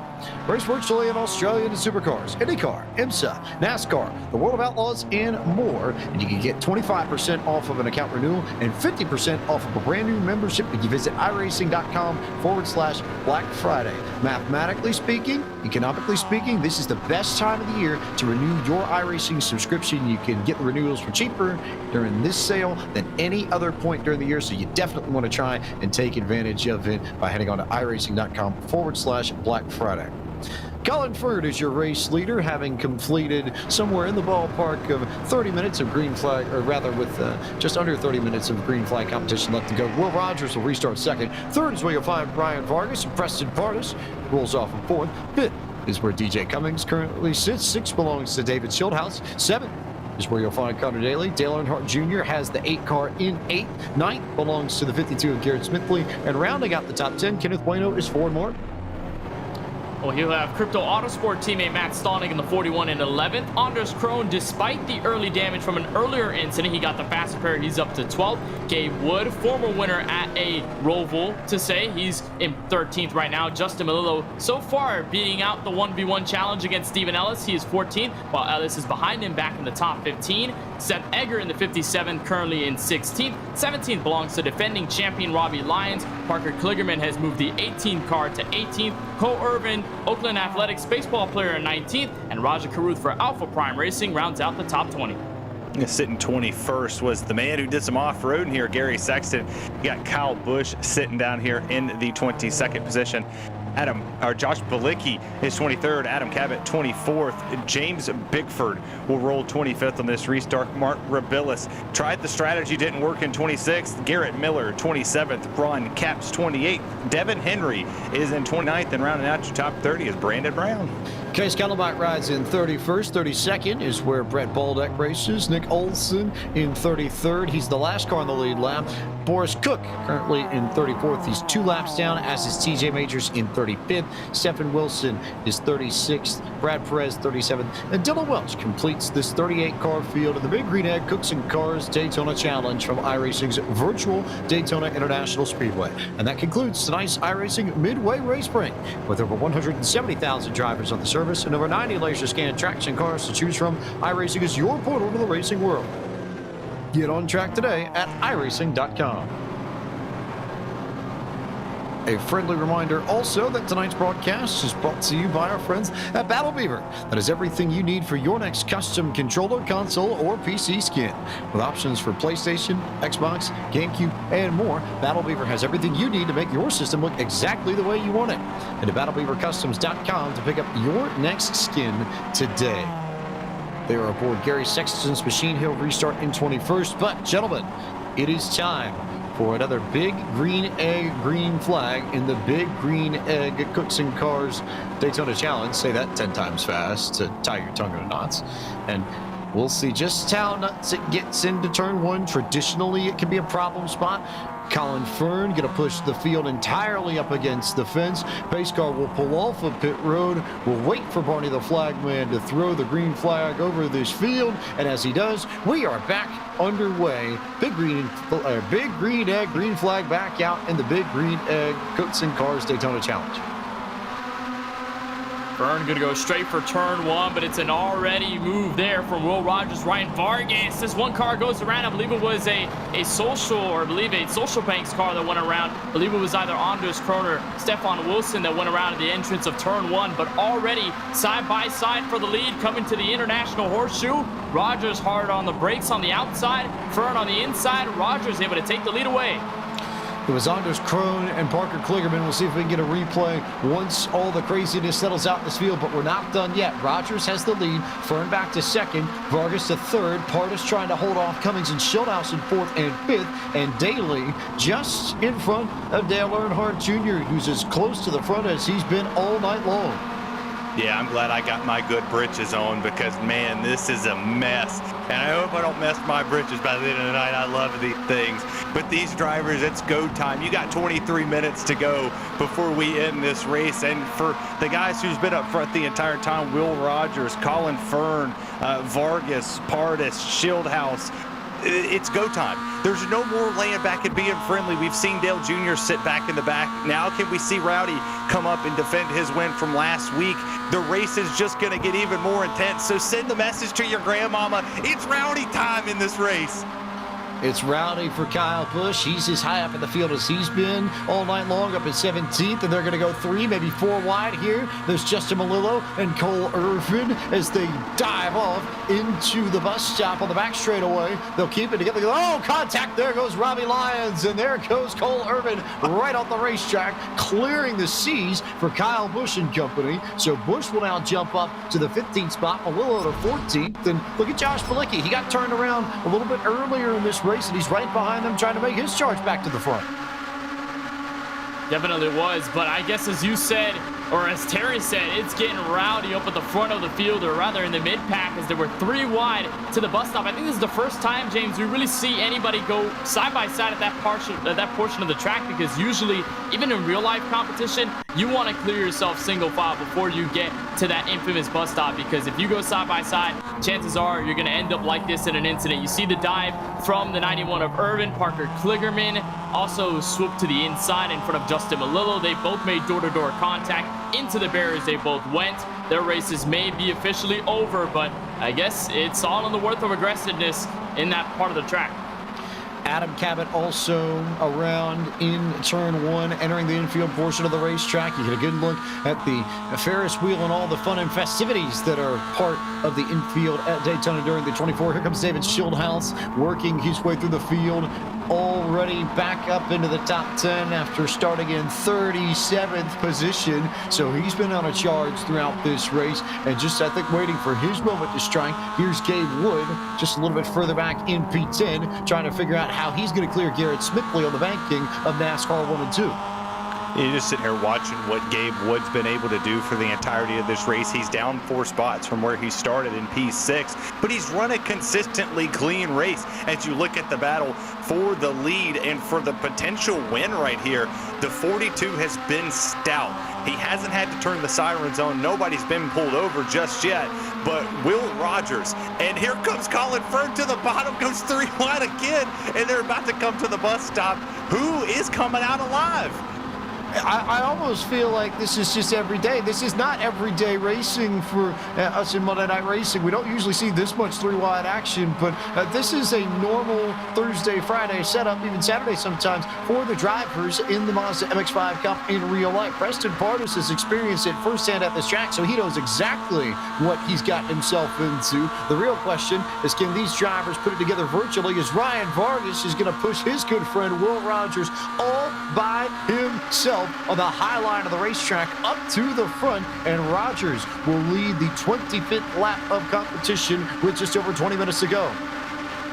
Mike, that's a staple of Daytona racing on the oval. Did not expect to see it on the road course, but they're about 3 wide behind Connor Daly at the entrance of 1, almost 3 for the race lead. Vargas wobbled just a bit heading into that left-hander, and that opened the door for Preston Pardus to potentially make a move. Look at Shieldhouse riding on board here to the International Horseshoe, hard on the brakes, dive into the corner, and it's so hard to keep yourself straight when everybody's around you, moving parts all over the place, and somehow, James, they were not able to wreck at that part of the track. They're able to keep it clean as they head for the king. I wonder here, Terry Bamford, you're Dale Jr., you're seeing all this battling happen ahead of you, and you're right near all of it. You're pretty close to the front of the field. Do you try and get yourself involved in all this, or do you wait until we get a little bit closer to the end of this race before you really make your proper move, per se? Man, if I was Dale Jr., I'd be sitting in my hot tub right now. I would not be on the sim. I would be so rich it wouldn't be funny. But Dale, he sees all the battle in front of him. Why not send it? You haven't seen very much action. He's raced behind Stephen Wilson almost the entire race. Go mix it up. Have some fun. It's the off-season time for NASCAR. He ain't got nothing to do. He's out here having fun in the highest position we've seen him all race in P7. Caution to the wind, baby. Throw some Hank Williams Jr. on. Crack you some Budweiser. Let's go, baby. Let's race. Hank Williams Jr. Shit, I didn't realize we were going to go back into my 1990s time capsule. Next thing I know, I'm going to turn around. Friends is going to dominate TV, and Bill Clinton's going to be president, I guess. But as it stands, we'll digress from our wonderful 90s references. Got a good shot of Kyle Busch there, who's back in the 20th spot. He's just sort of riding. But the flip side of Terry's mentality, Kenneth Plano, is that if you make a mistake now, if you get caught up in a wreck like, say, Stephen Wilson did, and get turned around in NASCAR 1 and 2, not only are you out of fast prepared, potentially, but you're not going to have the yellow flag to drag yourself back into this. So if you make a mistake now, it costs you way, way more than it would if you made it before we got our midway break. And I think that's why, in part, you see guys like Dale Jr. and even David Shieldhouse in the number 20 machine just kind of hang back. They don't want to do too much and push the issue, as they did that in turn 1 in between Connor Daly, who got stuck between Ryan Vargas and I believe Josh Balucki there in the middle of the pack. They don't really want to do that too early just because there's no forgiveness here at this part of the race. There's 17 minutes to go. If you're going to make a move, if you're going to do something, it's going to be certain here for the end of this event. So you have to make sure that you clearly don't get into anything big, don't get into anything serious, because all of a sudden you go for a barrier, you go for a wall, your race is absolutely done for. Inside of our Tufco flooring, 20 minutes to go. What a move. Look at that from Raja Caruth. Just sent it right down the inside of Dale Earnhardt Jr. without any regard for caution whatsoever. But Jr.'s going to fight back on the outside of the West Horseshoe and have that inside lane coming off of the infield portion of the racetrack and heading back up into NASCAR 1 and 2. So now where does Caruth go? Does he sit in line behind the two-time Daytona 500 champion? Or does he make his move maybe on to the apron? We've seen a few drivers come out of the corner here, even to the banking, and just go all the way down there. These Miatas don't have all that much speed, so you can get down there on the flat part of the racetrack, even in a corner like this, and still not completely lose the rear end of your car. Push. If I'm Rajat Caruth, push. Imagine the story. Imagine Twitter blowing up. He's not listening to me here on this broadcast. He went for the pass in the bus stop. Push. What's the story going to be on Twitter for Monday Night Racing and the Power Rankings? If Rajat Caruth pushes the 8-car of Dale Earnhardt Jr., which Nationwide is on his side, by the way, you could push him to the win at Daytona for a Monday Night Racing victory, put him in the likes of Kyle Busch and Shieldhouse and Colin Fern of winners this season. What an amazing story it would be. But now Garrett Smithley is right there on the back bumper of the 8, and the battle for the lead heats up more. Here comes Will Rogers around Colin Fern. I don't see Nationwide on Junior's side, but I do see it on his trunk. So if we're going to be technical, at least I want to make sure I get those facts right. But as it stands, yep, another wild battle at the front, Fern to the inside of Rogers. Pardus just sitting behind this group as they come through the S's back towards the International Horseshoe. Connor Daly's now up in P4. He's been part of this group as well since we went back green flag racing, but I don't know if he's been this close to the front. He's sort of been sitting in that Dale Jr. range right around 5th, 6th, or 7th more often than not. So I wonder whether or not Daly wants to try and throw his hand in the mix and at least just get a sense of what it's like to race for the outright lead of this race. Kenneth? I think he has, but I also think that he wants to do at least what I expect a lot of people to do in the closing laps, is to just hang here around 4th, 5th, 6th, and maybe even 3rd, because when you get to that final lap, best believe you don't want to be the driver leading this race, because you get slingshotted in a matter of minutes. Everybody starts to go by you, and Connor Daly, if he holds where he is right now in the final laps, he's probably going to be one of those guys to jump on the race leader by the time they get to the Trial. So I don't think Connor Daly really wants to fight these guys too hard. He just wants to put himself in that spot where when it comes to the final laps and when they're all packed in together and when somebody's in the race lead off of NASCAR 4, that he's able to slingshot, find a partner, and then get around for the race win. And they're still doing that for position. Look at Ryan Vargas swoop up high. Colin Fern tries to take it middle 3 as they head for the bus stop. They're going to single file out. Fern able to keep his foot in it with Rogers, and they're somehow mostly clean. Fern not getting kicked out this time. That principle of not leading coming to the checkered flag is something that Preston Pardus has plenty of experience in. We told you early on in this broadcast in the real-life first race of the Mazda MX-5 Cup that ran as part of Daytona 24-hour weekend here in January. Pardus was leading the field coming to the white flag, ended up 8th because everybody passed him right about here on the racetrack in the middle of the chute coming to the Tri-Oval. You get a good look here with Josh Balicki. They come across the line there, and again, you see it. Pardus had the lead coming out of 4, and by the time we get to the start-finish line, he's back to 3rd and could be back to 4th as Will Rogers slides it through the corner and gets a little bit loose and will lose some track position and slide back to the 5th position, maybe 6th, as Connor Daly has something to say about it. Yeah, he did the cha-cha slide going into 1. I watched him start to downshift, felt the back end kick out. I raced him. I said, I came out here and raced a couple laps just to know the feel of these cars, because this is something that's completely out of my ballpark. I'm the NASCAR stick and ball of auto sports, but coming out here and doing this, it was legit like a beautiful cloud being painted on a canvas. You go into the corner, you start to shift it down, you get on the brake, the back end wants to just float, and it just feels like you're floating on water. But the way the 24 just handled it through that corner, he got through 1, lost a ton of positions, but not really. I mean, he fell from 2nd back to 6th, but he's in the catbird seat now because all of these drivers in front of him, with closing in on 10 minutes to go, are really about to get racy. And here comes Pardus back to the lead once more. Pardus back to the inside. I would think what Will Rogers did in turn 1 is not how you would want to step to the right, per se. If we're keeping the cha-cha slide references in line, if we're carrying on your Bob Ross references, then we have transitioned into the part of the evening where we are not painting the happy little clouds, but instead working with the black gesso. And the question is, what colors do we see come out across the sky right now? It's a whole bunch of yellow and black and red, maybe a little bit of magenta and teal. If you throw in Ryan Vargas's car in there, and I guess, shall we call it the titanium white of the Preston Pardus machine, that police color there. So you got a few colors in the Bob Ross staple that everybody knows. We'll see whether or not Pardus can hang on here this time out of 4. There goes Daly up top. Here comes Rogers to the inside. Vargas throws the block, brake checks. There goes Pardus down to the bottom. How about 4 wide for the race lead in the Big Green Egg Cooks and Cars Daytona Challenge across the stripe?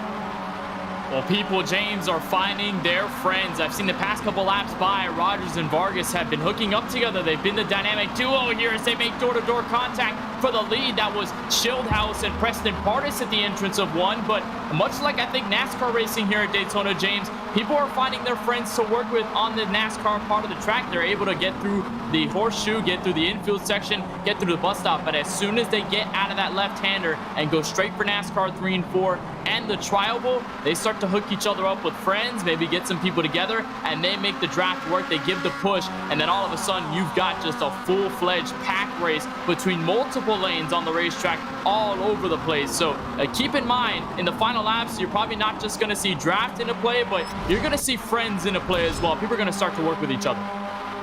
Meanwhile, let's go back down to pit road. Taylor Burris, what do you have for us as we approach the closing stages of tonight's race? Well, as we see here, Junior's having some major issues right now as he comes to stop on the racetrack. But one thing that a lot of drivers have been noticing is just trying to find the right run and timing it perfectly in order to do that. That's something we saw in the Road to Glory race, is timing will be very critical. Just like racing on the oval, you will not want to be that leading car on the white flag. You want to try to be that second, third, maybe even fourth or fifth place car, as he is out on the racetrack right now, as we see these leaders working to the bus stop, is making sure you time perfectly that pass that you want to set yourself up for. Timing the pass will be oh so critical. Issues here for Dale Earnhardt Jr. Wondering maybe if he had a slowdown, perhaps might have clipped the corners a little bit too tightly, but he lost his spot in that front group. He's now back to 17th. And in the meantime, as we close in on the final 10 minutes of tonight's race, we remind you that tonight's broadcast of the Monday Night Racing Pro Series is brought to you by Rowdy Energy. Two-time NASCAR Cup Series champion Kyle Busch and beverage entrepreneur Jeff Church have collaborated to develop Rowdy Energy. And with proprietary enhanced energy formula consisting of time-release caffeine, sugar reduction ingredients, amazing taste, and hydration levels above leading sports drinks, Rowdy Energy is a cleaner, smarter energy drink. And you can visit rowdyenergy.com to place your order today. Go time here in the Big Green Egg Cooks and Cars Daytona Challenge. Also go time for our Rowdy Energy giveaway. As always, we give it away a 12-pack of Rowdy Energy, and I have to believe that Tosca's mom is going to love this one. Works a ton of 12-hour night shifts throughout the week and couldn't make it happen without the sour apple and strawberry lemonade Rowdy Energy. So congratulations to Tosca's mom. You are our winner of this week's Rowdy Energy 12-pack giveaway. Stay tuned to your Twitter account for more details on how we'll get that to you. Ryan Vargas on board here as we enter the final 8 minutes and change of this Big Green Egg Cooks and Cars Daytona Challenge. Vargas sitting in fourth as it stands. David Schildhouse now out in front for the first time tonight. And it is all about when you set up this run. I wonder who is trying to figure out how to time this right. And I also wonder, especially in the case of Preston Pardish, because he has the real-world experience of being part of one of the highlight reel finishers across all the motorsport this year, does it go differently for him this time, Kenneth? It may, as he gets help here from Will Rogers. They're going to get over Schildhouse here in the 20, who has absolutely no help going into the bus stop. But Partis, I think, is just testing the waters here. I think unlike Connor Daly, who wants to keep himself in the pack for the moment, that will strike in the final lap. Partis is testing out, okay, how are these guys calculating the moves coming to NASCAR 3 and 4 on the trial? Well, he's seen it a couple of times where he's got a gargantuan amount of separation between himself and second on back, and then all of a sudden comes to bite him by the time they get to the start-finish line. So how does he test the waters here near the end of the race? I'm not exactly sure, as he'll get passed here most likely by Rogers and Schildhouse. I think he's just seeing what works, what doesn't, who's making this happen, who's being dysfunctional at the front of the field, and how can I respond? Look here at Brandon Brown from RaceXR to Lockdown Racing. He is just sort of hanging out here, running in the 30th spot, trying to knock off the last few laps. As we get a good look at his shot. Meanwhile, back towards the front, here's Will Rogers now to the point. Partis trying to get second away from Schildhouse. Vargas sitting there. Josh Bilicki with a nice job. Remember, he and Will Rogers made contact in the opening half of this race, and Bilicki has had to fight all the way back to get involved in this. Also of note, Garrett Smithley's now part of this lead pack too. He'd been sitting around the 10th position for most of this race, but this is the closest Smithley's been to the front. He's about where Dale Earnhardt Jr. was in this pack some 10 minutes ago.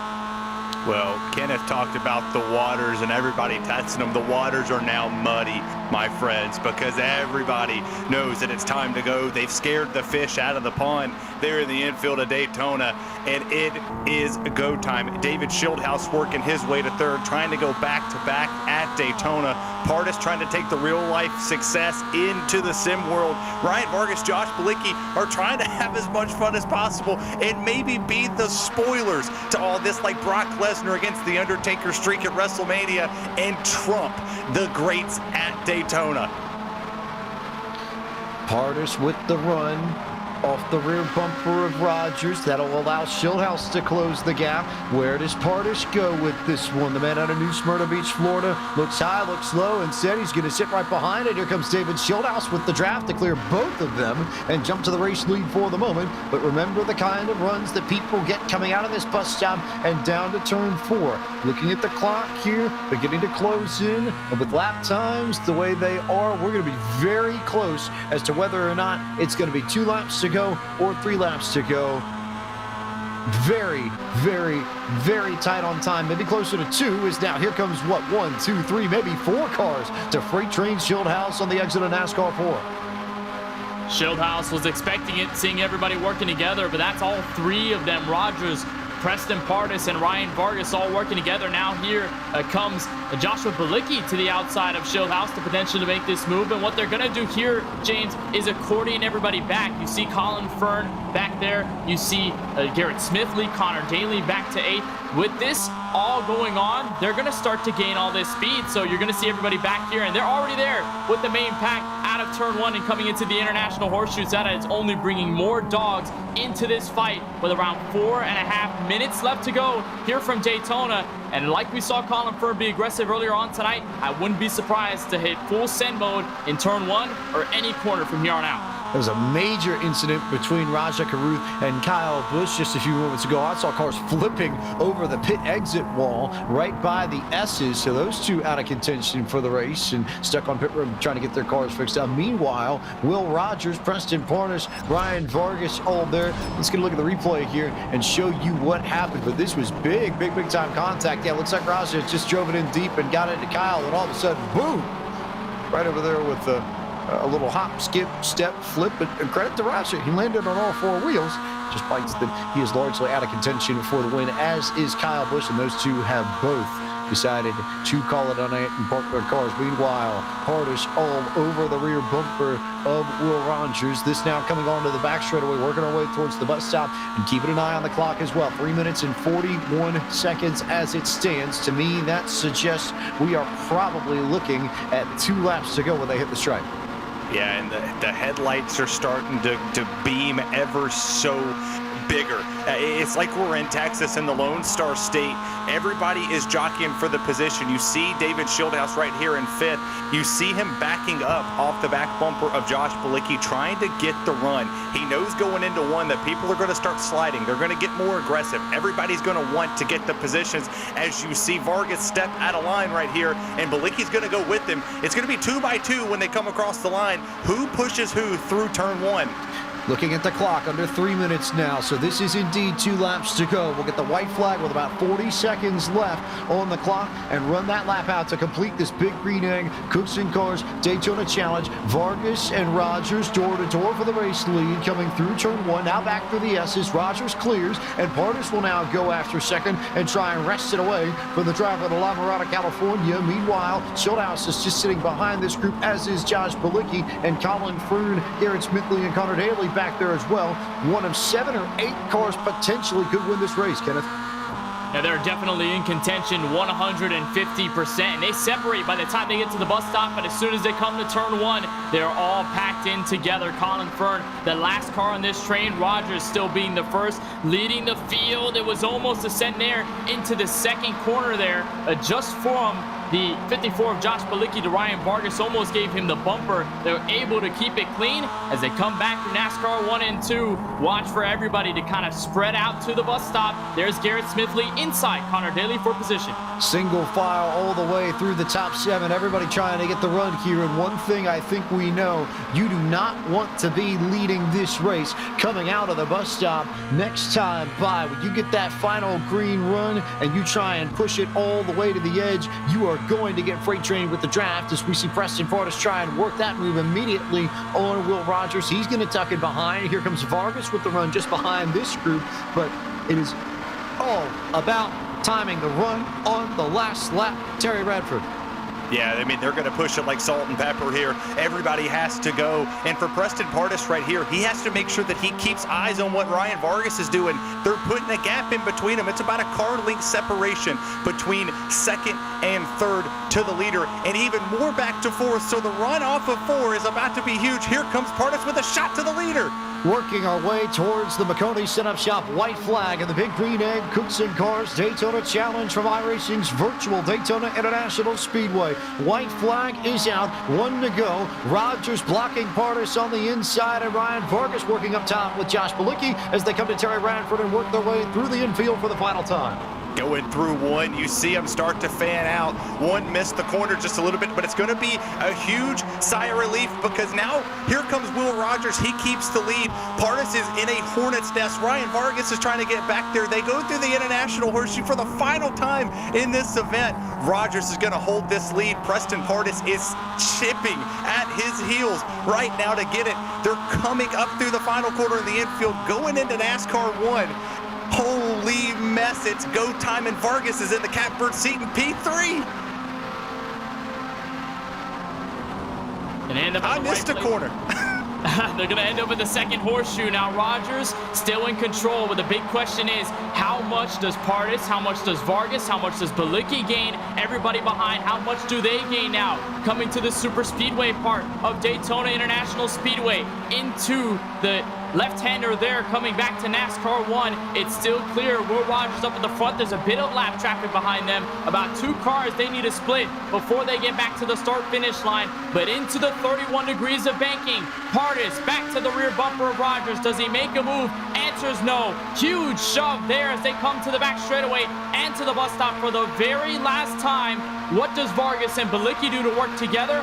Pardis potentially going to shove Will Rogers into the entrance of the bus stop. Hard on the brakes they'll go. Final time through this portion of the track. Vargas catches up through third, but it's Will Rogers aiming to keep the lead. We'll see how long it lasts. Look at how much everybody else laid back for the 2 leaders as they came out of the bus stop. They were sitting waiting to make their move. Will Rogers has the lead now. Will he hang on to it by the time they come to the stripe? We said this is the spot you don't want to be, and here comes Preston Pardis trying to make amends for the way he got snake bit in real life. Vargas goes to the top, now to the bottom, and Rogers tries to block. Here comes Vargas through the middle. Pardis now with the race lead. Now Vargas, now Pardis. They're back and forth, and Josh Bilicki all the way on the high line is going to come from the top to beat everybody and win the Big Green Egg Cooks and Cars Daytona Challenge as everybody else was battling underneath them. Pardis and Vargas dropped all the way to the inside, and it left the door completely wide open for Josh Bilicki to take the lead on the high side of the racetrack and not look back en route to his first victory in Season 4 of the Monday Night Racing Pro Series presented by Rowdy Energy. Man, nobody thought that Josh Bilicki was going to the outside. You see everybody defending the bottom. They were defending Ryan Vargas's move, but nobody even bothered to look that the 54 was coming to the outside, and he made it stick. Preston Pardis didn't see him. None of the rest of them saw him at the bottom, and look at this finish. 4 wide, decided who got this victory here this afternoon. If you were not entertained with this race tonight, I don't know what's going to be entertaining, because this was the greatest race I've ever watched. Top 3 of that race within 9/100ths of a second. If you want close racing, leave it to the MX-5 Cup to deliver. We'll be back with the post-race show, but don't go anywhere. You're watching coverage of the Big Green Egg Cooks and Cars Daytona Challenge live from iRacing's virtual Daytona International Speedway for the Monday Night Racing Pro Series presented by Rowdy Energy on Podium eSports.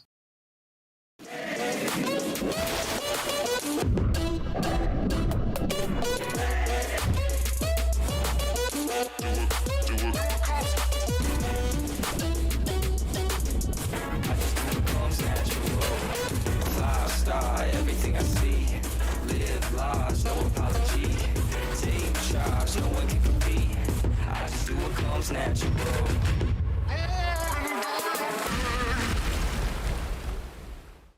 When you want to be the best, you can't settle for the rest. There's a reason that Maconi Setup Shop is trusted by more virtual and real-world tracks and companies than any other setup shop in iRacing. With partners such as Stafford Motor Speedway, the Nashville Fairgrounds Speedway, Five Flag Speedway, Speed 51, and more. When you want something done right, you go to the experts at Maconi Setup Shop. With setups available for most series on both asphalt and dirt, built by a team of professional builders consisting of some of the top talents on the service, Maconi Setup Shop LLC has what you need to hit the track with confidence. Head over to MaconiSetupShop.com and learn why Maconi Setup Shop is the official setup shop of Richmond Raceway Esports and is partnered with some of the largest names in virtual and real racing. And remember, at Maconi Setup Shop, there are setups, but your victories.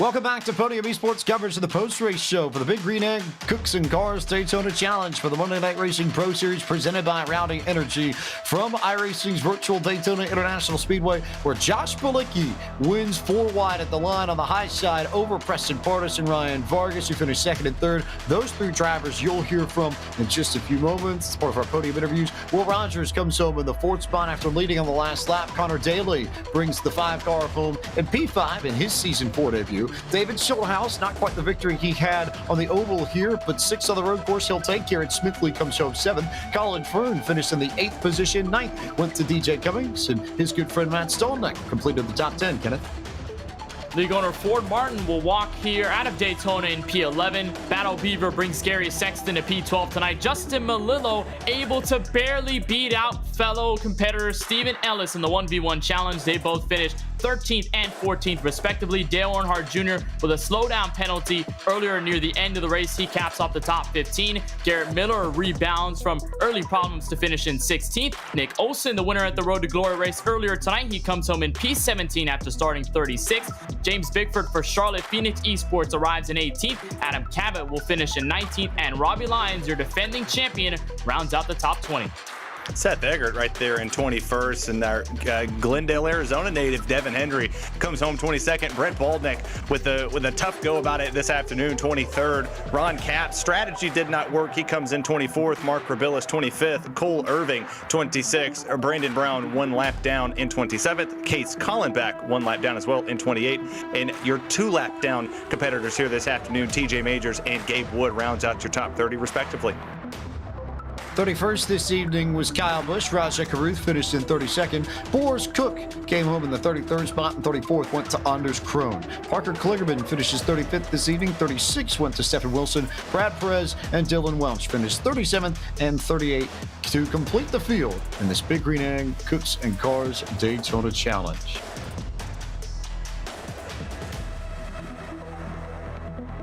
It is now time to chat with our race winner, Josh Bilicki. We'll see if we can get him lined up in just a few moments. But as it stands, we'll keep on working on things here, see if we can get where Josh Bilicki got a copy here. Not quite. Well, we'll get him set up in a moment. So how about this? Let's go see maybe one more time, see if we get Josh Bilicki. Perhaps. You got a copy? Yeah, there we go. We got a copy. All right. So Josh Bilicki, race winner of the Big Green Egg Cooks and Cars Challenge here at Daytona for Monday Night Racing. First and foremost, Josh, just take us through turn 4 to the line, your strategy, your thought process, and how you made the move to get the win. Yeah, the whole race was pretty crazy. We qualified really well, ran up front, got spun, and then, as a matter of fact, when I pit the first time, still under the first green in the first segment, I actually hit the wall on pit exit. You know, it's so tight. So I had to come in for fast repair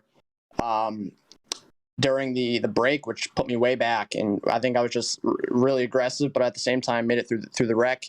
So I was able to kind of time my runs and kind of learn what I could really do out of the bus stop. I feel like I was really strong through the bus stop. I would back my braking zone up going in, so I could get a better exit. And that's exactly what I did there that last lap. So basically I just braked a little bit earlier, focused on my exit through the bus stop. And I think that's really the key to why I had such a big run. Now that could have went backwards. You know, Connor was behind me. I think he was in 4th or 5th at the time. He could have went to the inside of me, but I think he was probably thinking of the same thing too. So to be honest, yeah, that was one of the most fun iRaces I've had in a long time. It was cool to race up front with Preston and Will. I'm not sure if everybody knows, but the three of us have Miata backgrounds. So to be racing against these guys in a room full of NASCAR drivers and IndyCar drivers, I guess that kind of showcased our what we grew up racing, which was Miatas. Your first career win in Monday Night Racing, too, and to battle back the way you had to after getting turned by Will in that first half of the race and using the faster pair. It means a lot, clearly, but does it mean a little bit more because you had to fight to get it? Yeah, it does. I mean, that was definitely the best outcome. I don't think I thought I was going to be able to make it back to the lead group, to be honest. Like I said, I pit pretty early. Unfortunately, I just kind of wasn't paying too much attention. I hit the wall right in front of Dale Jr., which is a little bit embarrassing, right on pit exit. So, I think I restarted probably 23rd, 24th. There were a lot of wrecks, and a lot of accidents there, which I was able to avoid. And I did catch the group kind of on my own too. I know they were racing really hard, which kind of slowed them down. So, definitely, I was excited. Definitely, I haven't won something in a while, other than some iRaces here and there, but not in a league of any drivers like this. So that was a lot of fun. And does it mean a little bit more, especially in light of the events that took place earlier this week in Waukesha? We know your hometown of Menominee Falls, not terribly far away. So I have to believe that this is definitely a little bit more special than usual, given the situation. Yeah, the events last night in Waukesha, Wisconsin were horrible. I still live here in Wisconsin. I'm about 30 minutes away from that. And today I found out that actually a friend of mine he was in the band, and he was actually one of the people that was ran over. Now he's going to make a full recovery, but his name's Tyler. If you guys go to my Facebook or Twitter, you can see a picture of both of us together. He's a huge racing fan of all things racing here in Wisconsin. So we were actually going to run a paint scheme, a Trimtech Strala Products paint scheme on this car, kind of what I raced in Miatas back in the day, red, white, and blue. And in light of everything, I switched over the paint scheme about an hour or two before the race. So thoughts and prayers for everybody affected in Waukesha, and I'm glad we were able to get a win. I definitely will echo that on behalf of everyone at Podium eSports. So, this counts as a good win for Tyler, a nice little present in light of everything, and a big run for all the people of Wisconsin. One of your own, Josh Balicki, gets his first win in Monday Night Racing. From all of us at Podium eSports and MNR, Josh, congratulations on the victory, and thanks for the time chatting with us. Yeah, thank you guys for having me. I appreciate it. Josh Balicki, P1 this evening. Preston Partis, P2. P-Money almost got it done. And we'll let the Florida native speak with another Florida native. Here's Kenneth Bueno with the driver of the number 42. I think it's a Florida gang here. Kenneth Bueno, Preston Partis here. Second place finish here tonight from the Daytona road course with these Miata cars. And Preston, I know you're one of a handful that has real life experience with these cars. I mean, you raced this car at this very track earlier this year, but I mean, that finish, I think typical of real life Mazda racing and real life and sim racing as well. Walk us through that finish. What was going through your mind, and how were you trying to set up that last lap pass? Yeah, I don't know, Kenneth. I knew me and Will were kind of in a bad spot there with kind of how these cars work in the draft. I don't know. We were trying to build a little bit of a gap, but you could kind of still get a run if you're like a second back. So we knew we were kind of sitting ducks there. I don't know. I was just trying to create a run. They were coming out of the bus stop, and I thought we had a good run going. And then obviously I knew Vargas probably wasn't going to push us. He was going for the win, just like Josh too. So it's kind of pop out of line and try blocking when you could and not get turned. But I don't know. What can you say? It's monster racing at Daytona. It's always entertaining. And at one point we saw pretty much 4 wide to the start finish line with only a handful of laps to go. But over that past segment and drivers including yourself, going for the last lap pass and the last lap win, I know there were some moments where you were out front, you got slingshotted, you kind of slingshotted your own to the front driver, you worked with some drivers. Were there anything that you took particularly in the notebook here with this kind of racing and with the drivers around you that could have potentially helped or maybe did help in the last laps of this race? Yeah, no, definitely. Luckily, it was kind of a long race, too. I mean, an hour, 30-minute race there. So we could figure out some strategies throughout. The only problem is I was building a notebook, but everyone else was too. So you kind of knew where to be, I felt like. And like I said, I don't think first and second was a good place to be, but it also allowed you to kind of stay out of the mess there. You don't know if they're going to end up wrecking, coming to the white flag or something, so you don't want to be in that mess. I just thought if we're running first or second, you might not win the deal, but you won't get taken on either. Have a good points day like today was. We certainly end up getting a very good points day after a wild finish and a wild race overall, I should say, here tonight from Daytona. I think one last question before we let you go, Preston. Did this live up to the hype? You're one of the few that's ran this in real life. You've got that experience. You know what it feels like to have the heart pumping adrenaline going through your veins. Was this worth the hype here in Sim? Oh yeah, no, definitely. I feel like this is one race that hopefully will come back each season. I don't know how you can't be entertained. I mean, the full race with in-car pack, passing throughout. So, I mean, hopefully it returns. I thought it provided an excellent race. He certainly did. P2 tonight for the police mobile, waving its sirens all over the place. But nonetheless, Preston, want to congratulate you on behalf of all of us for this finish here from Daytona and wishing you the best of luck next week when we go to a whole different discipline with the trucks at the Knoxville Raceway. I appreciate it. Thank you guys for the broadcast tonight, and the host Ford does a great job with the league. Kyle for sponsoring it. Also, I got to thank Space Station Gaming, Will Rogers and Jake and all those guys over there. Do a great job on the eSports side of things for the team for on the World Championship Series and Coke and all that. So it's cool to be a part of it and part of their team on Monday night. So looking forward next week. Well, the new Smyrna Beach native James gets it done for P2 here tonight. The three-time SCCA Spec Miata national champion ends up on the podium from Daytona. He does indeed. And we go from Florida to California. That's home ground for our final podium finisher of the evening. From La Mirada, it's Ryan Vargas, and he is with Terry Radford. Well, I don't know much about California, but Ryan Vargas, that trendy number 6 was flat flying this afternoon. How'd you get away with a P3? And what was your mindset going into the final lap? You were in position to win it. I was in position to win it. I tried to make a move high. Preston made a perfect block. I mean, he didn't do nothing wrong. And then, so I just went from him, cut below Will, and there's no yellow line rule. So I went to the apron, and when I went to the apron, Will followed me down there, and we hit, like we touched, like twice. And that killed any and all momentum I had. So I knew my race, at least for the win, was done. But no, that was an absolute brawl in those final laps there. It feels good to be able, I mean, you look at the top 3, you have Josh Balicki, you have Preston Pardis and Will Rogers, all very accomplished road racers. And to kind of be in the mix with those guys, not just for the last few laps, but for the entire race, felt good to do that, especially in our TikTok mobile tonight.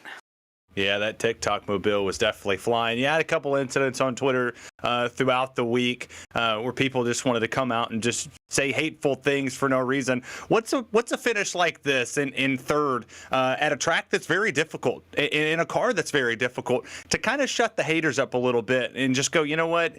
Whatever. I am who I am, and I can come out here and race, and you can race in the top 3 against the best of the best. Yeah, I mean, I think that proved it tonight. It's fun to come on here and brawl with buddies. All these guys I really get along with. Look at that move. Look at that block. Boom, right there. That ended my race right there. That was it. Look at Balicki. Up top of clock. Anyways, it was a great, I mean, it just feels good. It's at the end of the day, it's, it's just a, online sim, just a quote unquote game, but it's fun. It's definitely a good mood picker upper, and it's a fun thing to do. And I appreciate everybody who puts it on. I never thought I would hear mood picker upper from a California native, but it's delightful to hear. It's actually quite refreshing to hear things like that being said from California's native. Owen Ryan Vargas, great P3 finish. It's awesome to talk to you. Can't wait to see you at Knoxville, Iowa for some mudslinging. Yeah, I got the old certain fast food chain themed mobile going to that race, so that'll be fun. Absolute brawl tonight. I know the other partners aren't on the car, but big thanks to Swan Security, Matenex, Monarch Roofing, and all the other partners that work with myself and JD Motorsports. They keep me in race cars, and they keep me, going in my career. Well, we love you, Ryan Vargas. Congratulations on P3. Can't wait to see you next week. Perfect. Thank you very much. All right, so here's my question. If he gets another P3 next week, is that a double-double or a 3x3 or a triple-triple? Anybody catching my drift here at all? I'm liking the basketball references. At least it's not getting ugly like last night with LeBron James. That was flat, awesome. It's not basketball references. It was in reference to the particular vehicle that Ryan Vargas is going to bring out next week, Kenneth.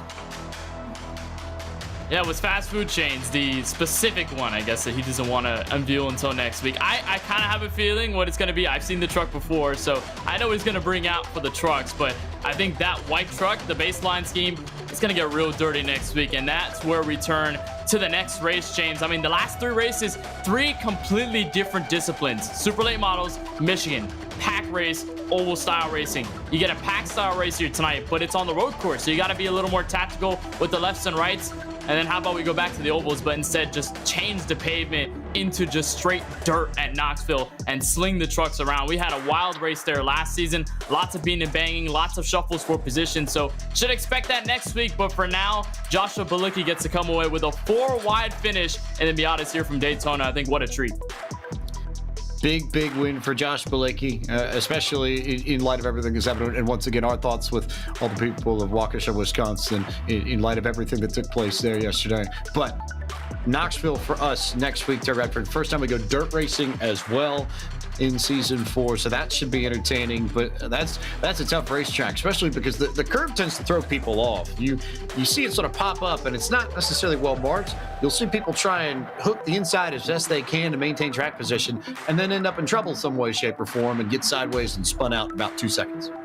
Well, I mean, Kenneth talked about the different disciplines of racing. Every piece of this entire season that we have for Monday Night Racing is just a different discipline. And going to dirt, seeing what these drivers can do going, they would turn left and right there. You know, it's not going to be just going in the corner and holding it and hoping that it's going to stick.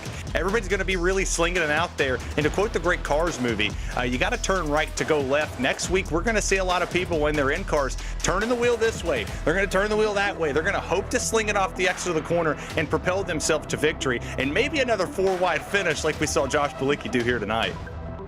You're right. We are going to be turning right and left again next week, but it's going to be more about just trying to make sure you keep the car going left when we get to Knoxville. But I'll say this to at least close our thoughts here on this Big Green Egg Cooks and Cars Daytona Challenge so far as the MX-5 Cup is concerned. I have the personal belief that if you're looking for the best racing competition in the world, the 2 best series that deliver week in, week out, Australian Supercars and the Idemitsu Mazda MX-5 Cup. I think everything we saw tonight should underscore exactly why this series has some of the best racing in the world. And again, if you haven't had the chance, go out in real life. When INSA comes your new, watch these drivers go at it. This is some insanely entertaining racing to watch. Cannot recommend it, both in real life and the sim. I personally am hoping we'll see this combination at some point in the future in Monday Night Racing once again. But we'll turn our attention now to the more immediate future that we have coming up for us. A little bit of a lighter week with Thanksgiving in the United States coming up on the back end. So no action for the eNASCAR Contender iRacing Series tomorrow night to bring you, which means that our next event on the calendar is actually the Movember Benefit event that Maconi Setup Shop is hosting, and that will be on the 27th of November, this Saturday at 9 p.m. Eastern on the Podium 2 Twitch channel, as well as the Podium Facebook and YouTube and Twitter pages. Then, next Sunday night, it's the SimMax Cup Series powered by Max Pappas Innovations. They head to Nashville Super Speedway. You'll see that broadcast start at 9:15 p.m. Eastern on the Podium eSports Twitch channel. Then, the eNASCAR Contender iRacing Series is properly back at Nashville Super Speedway next Tuesday, November 30th, 9 p.m. Eastern on iRacing's Twitch, YouTube, and Facebook channels. And then the Shenandoah Shine Race of Champions S-Rock kicks off their season right here at the virtual Daytona International Speedway. You'll see that broadcast Wednesday, December 1st at 9 p.m. Eastern on the Podium eSports Twitch channel. Monday Night Racing is next in action with the trucks at Knoxville next Monday night, November 29th. The Road to Glory broadcast starts at 7 p.m. Eastern on the main Podium eSports Twitch channel, and then you can head to the Podium 2 Twitch, the Podium YouTube, Podium Facebook, and the Monday Night Racing Twitter pages at 8 p.m. Eastern to see coverage of Round 5, the Monday Night Racing Pro Series presented by Rowdy Energy from iRacing's virtual Knoxville Raceway in Knoxville, Iowa. Once again, a big thank you to our friends at Big Green Egg for their support of Monday Night Racing and of tonight's Big Green Egg Cooks and Cars Daytona Challenge. But it is time for us to jet off from the beach and from the World Center of Racing. For Ford Martin and Paul Sutton with the league, Josh Mendoza in Race Control, DJ Lyon helping out this evening as well. For our team at Podium eSports, Cisco Scaramuza, Gary Sexton, and John Theodore. For our producer, Ryan Bauer, our camera builder, Dougie Beard, our man down on pit road, Taylor Burris, and my colleagues in the booth, Kenneth Bueno and Terry Radford, I am James Pike, the voice of Podium eSports. Congratulations to first-time Monday Night Racing winner Josh Balicki on his victory in the Big Green Egg Cooks and Cars Daytona Challenge, and we'll see you next Monday night for more Monday Night Racing presented by Rowdy Energy Action from the dirt in Knoxville, Iowa.